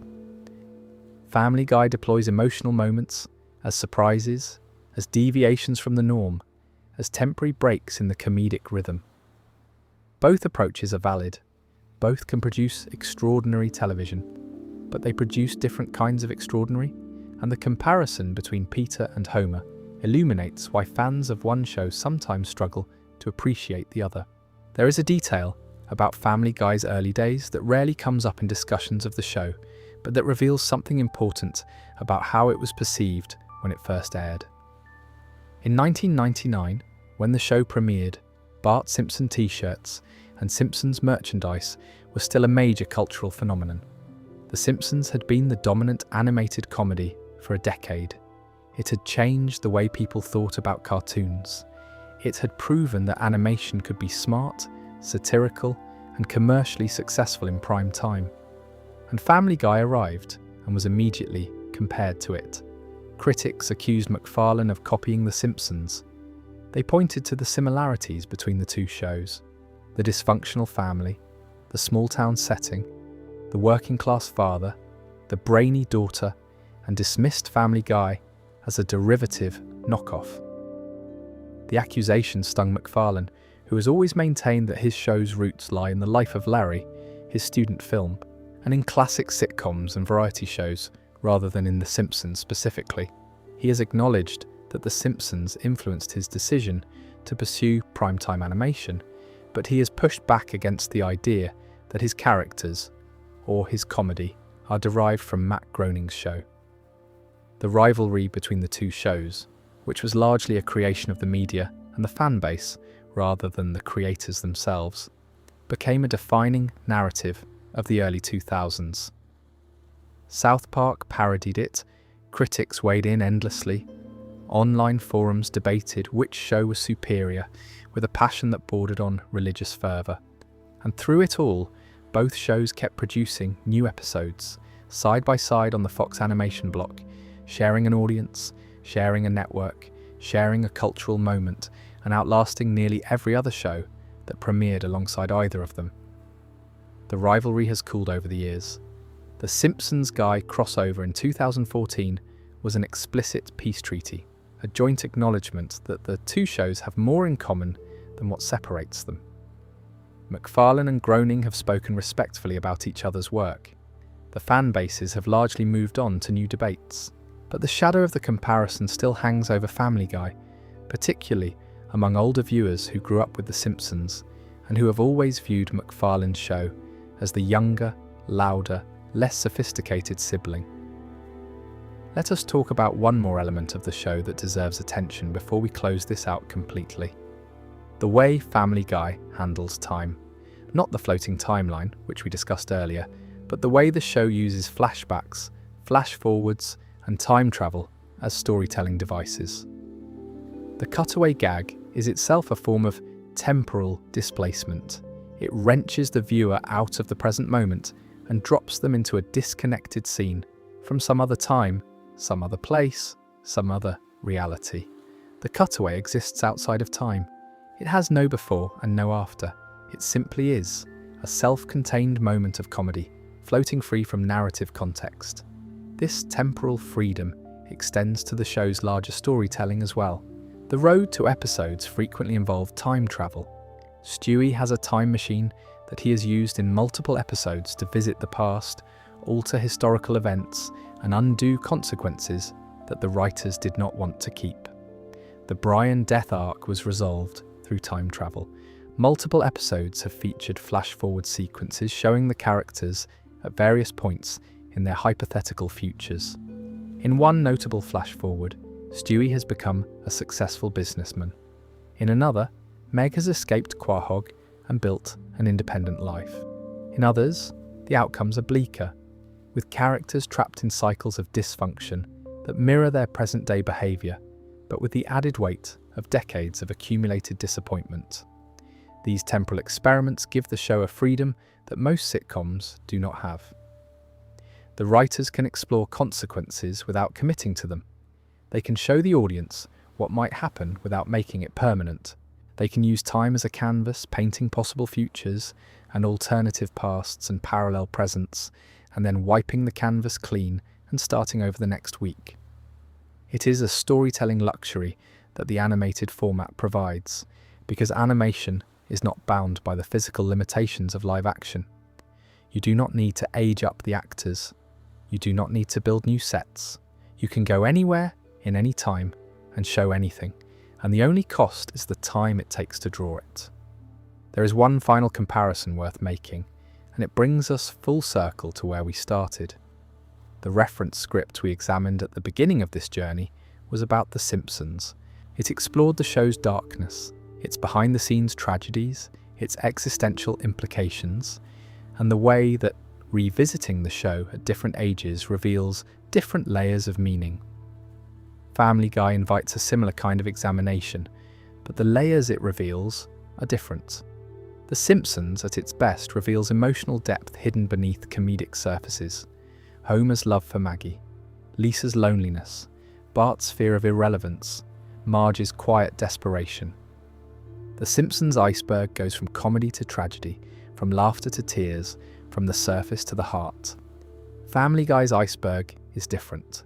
It goes from comedy to absurdity, from absurdity to controversy, from controversy to real-world tragedy, and from real-world tragedy to a kind of existential persistence that is neither comic nor tragic, but simply relentless. Family Guy does not ask to be loved the way The Simpsons does. It does not court emotional investment. It does not build toward moments of transcendent beauty. What it does, instead, is endure. It shows up week after week, year after year, decade after decade, and it delivers what it promises: jokes, references, gags, musical numbers, controversy, and occasionally, when you least expect it, a moment of genuine humanity that catches you off guard, precisely because you were not looking for it. That combination of relentlessness and surprise is what defines Family Guy's legacy. It is a show that you can never quite dismiss, because every time you think you have figured it out, it does something you did not expect. And it is a show that you can never quite embrace, because every time it reaches for greatness, it pulls back at the last moment and makes a fart joke. That tension between aspiration and crudeness, between depth and surface, between permanence and reset, is the engine that has powered the show for 25 years. And it is the reason that Family Guy, for all its flaws, for all its controversies, for all its repetitions, remains one of the most fascinating shows in the history of television. Not always the best, not always the smartest, not always the funniest, but always there, always present, always ready to be discovered or rediscovered by the next generation of viewers who will find their own meaning in the chaos of Quahog. And on that note, for real this time, good night. The facts have been told, the stories have been shared, the history has been laid out, from a dorm room in Rhode Island to a mega deal renewal in 2025, from a student film called The Life of Larry to over 450 episodes of one of the most successful animated franchises in the world. Peter and Lois and Meg and Chris and Stewie and Brian are still in their living room. The television is still on. The couch is still there. And if you come back tomorrow night or next week or next year, they will still be there. They will always be there. Because Family Guy does not end. It just keeps going. Episode after episode, season after season, joke after joke, cutaway after cutaway, until the end of time, or until Fox says otherwise, whichever comes first. Sweet dreams. Wait, there is one more thing, one more collection of facts that deserves its place in this long night of Family Guy history.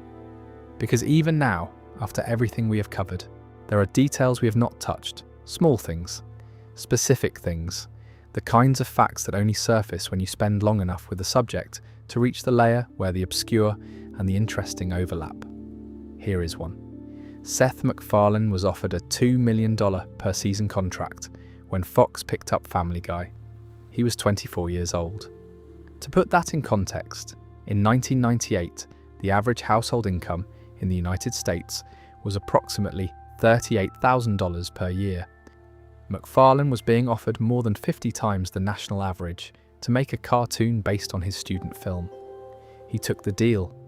He spent 6 months drawing in his kitchen, with no sleep and no social life, producing a pilot that would convince the network to order 13 episodes. The gamble paid off. But the 6 months of isolation and exhaustion that went into creating that pilot are worth remembering, because they represent the price of entry into the world that MacFarlane now inhabits. Every creative empire begins with a period of unglamorous, unseen labour. Before the Emmy Awards and the Oscar hosting gig and the $100 million franchise, there was a young man alone in a kitchen drawing until his hands ached, fueled by nothing but ambition and the hope that someone would say yes. Here is another. The voice of Peter Griffin is based on a real person. MacFarlane has said that he modelled Peter's voice on a security guard he overheard talking while he was a student at RISD. That security guard, whose name has never been publicly revealed, has no idea that his voice became one of the most recognizable sounds in American entertainment. He was just a guy doing his job, talking in his natural voice, and a college kid with a good ear happened to be listening. Somewhere in Rhode Island, or wherever that man ended up, there is a person whose vocal patterns are heard by millions of people every week, and he may not even know it. That is a strange and wonderful detail, the kind of thing that makes reality feel more improbable than fiction. Here is another fact about the show's production that illuminates how the sausage gets made. Family Guy episodes are typically written by a team, but each episode has a credited writer or writers who are responsible for the initial draft and the overall shape of the story. The credited writer pitches the story idea, writes the outline, produces the first draft, and shepherds the script through the rewrite process. But the rewrite process itself is a communal effort. The entire writing staff gathers in a room and works through the script together, adding jokes, refining dialogue, restructuring scenes, and polishing the comedy. This process, which is standard in American television comedy, means that the credited writer's name on an episode represents only a fraction of the creative labor that went into it. The best jokes in any given episode may have come from someone whose name does not appear in the credits. The funniest cutaway gag may have been pitched by a staff writer who was not involved in the original story. The collaborative nature of the writing process is one of the reasons that the show's quality can vary so significantly from episode to episode, even within the same season. When the room is firing on all cylinders, when every writer is contributing their best material, the results are electrifying. When the room is tired or distracted or simply having an off day, the results are mediocre. The quality of a Family Guy episode is, in many ways, a reflection of the collective energy of the writing staff on the day they rewrote it. The animation process adds another layer of complexity.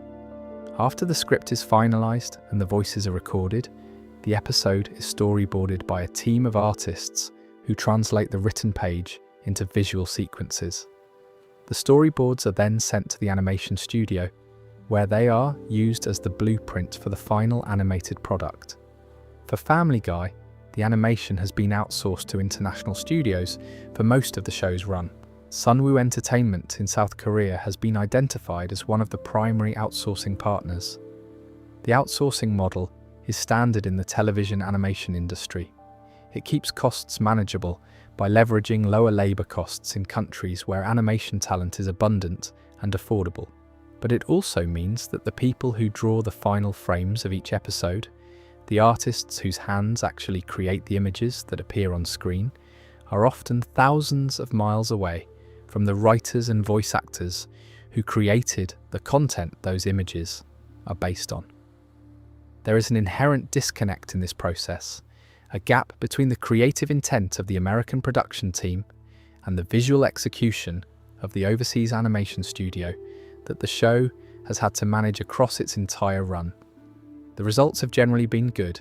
Family Guy's animation quality has been consistent and has improved significantly over the years, particularly after the switch to Toon Boom Harmony software in Season 8 and the transition to high definition in Season 9. But the gap exists, and it is worth acknowledging as part of the hidden infrastructure that makes the show possible. One more thing about the music, because Walter Murphy's contribution to the show deserves emphasis beyond what we have already discussed. Murphy is not just a television composer. Before Family Guy, he had a career in popular music. In 1976, he released a disco instrumental called A Fifth of Beethoven, which was a disco arrangement of Beethoven's Fifth Symphony. The song reached #1 on the Billboard Hot 100 and was included on the Saturday Night Fever soundtrack, one of the best-selling albums of all time. Murphy went from a #1 hit record to a career in television scoring, and his work on Family Guy represents the longest sustained creative partnership between a composer and an animated series in the modern era. His orchestral arrangements have given the show a sonic identity that is completely unique among animated comedies. The brass sections, the string passages, the jazz inflections, the Broadway showmanship, all of it comes from a musician whose range extends from disco to Beethoven to cartoon comedy, and who brings all of those influences to bear on every episode he scores. When the show needs gravitas, Murphy provides it. When the show needs absurdity, Murphy scores the absurdity with the same sincerity he would bring to a dramatic film. And when the show needs silence, Murphy knows when to pull the orchestra back and let the moment speak for itself. The Bank Vault episode, Brian and Stewie, is scored with almost no music at all. That restraint, the willingness to let the characters carry the episode without musical support, is as much a compositional choice as the most elaborate orchestral arrangement. Murphy understands that silence is a tool, and he uses it as deliberately as he uses a full brass section. The final detail I want to leave you with is this. Family Guy has been on the air for over 25 years. It has produced approximately 450 episodes. It has employed thousands of people, writers, animators, voice actors, directors, producers, composers, editors, sound engineers, and countless others whose names appear in the credits but whose contributions are invisible to the audience. Each of those people gave a portion of their creative life to this show. Some gave a few weeks, some gave a few years, some like McFarlane and Murphy and Borstein and Green have given decades. The show is not just a collection of episodes, it is a collection of human lives, each one woven into the fabric of the series in ways both visible and hidden. When you watch Family Guy, you're watching the accumulated output of thousands of hours of human labour, creativity, frustration, compromise, ambition, exhaustion, and love. Every frame was drawn by a human hand, every voice was spoken by a human throat, every joke was written by a human mind, and every episode, no matter how silly, or how crude, or how forgettable, represents the best that a group of people could produce on the day they made it. That is worth remembering. That is worth respecting. Even on the days when the jokes do not land, and the stories do not work, and the cutaways feel tired, and the whole enterprise seems like it is running on fumes, there are real people behind it, doing their best, trying to make something that will make you laugh, or think, or feel, or simply keep you company on a quiet night when you need something familiar playing in the background as you drift off to sleep. Which is what I hope this has been for you tonight. Something familiar, something comforting, something that filled the silence with facts and stories, and the gentle rhythm of a voice talking about a show that has been there for as long as most of us can remember. Family Guy is not a perfect show. It has never been a perfect show, but it has been a persistent one, a resilient one, a show that refused to die and that keeps coming back no matter how many times the world tries to count it out. And there is something admirable in that persistence, even if you have to squint to see it sometimes. So close your eyes now, if they are not already closed. Let the facts settle, let the stories fade into memory. And let the last thing you think about tonight be a fat man in a white shirt sitting on a couch in a fictional town in Rhode Island, surrounded by his family, watching television, perfectly content, perfectly still, perfectly unchanged after 25 years. He is not going anywhere. He never is. Good night. For real this time. Good night. And if you're still here, still listening, still hovering somewhere between waking and sleeping, here are the last few facts to carry you over the edge. The premiere episode of Family Guy aired on a Sunday night following Super Bowl 33 on January 31st, 1999. The Denver Broncos beat the Atlanta Falcons 34-19 that evening. John Elway was named the game's most valuable player, and after the confetti settled and the post-game analysis wound down, 22 million Americans watched a cartoon about a fat man in Rhode Island for the very first time. Most of them probably did not think about it much afterward. It was a new show, one of dozens that premiered that season, and the odds of it lasting more than a couple of years were slim. Television is a graveyard of forgotten pilots and cancelled first seasons. For every show that survives, 100 others disappear without a trace. Family Guy nearly became one of the forgotten ones. It was cancelled twice. It went off the air for 3 years. Its creator almost died on a plane that was hijacked by terrorists. The odds against the show existing in its current form, renewed through season 28, streaming to hundreds of millions of people worldwide, approaching its 500th episode, are astronomical. Every step of the journey required something improbable to happen. A professor had to submit a student film to the right studio. A development executive had to see potential in a crude 10-minute short. A network had to take a chance on a 24-year-old creator with no track record. A Super Bowl had to provide a lead-in audience. DVD sales had to explode at exactly the right moment. An Adult Swim programming block had to give the show a second life. And a travel agent had to write down the wrong departure time on a September morning in 2001. Remove any one of those dominoes and the chain collapses.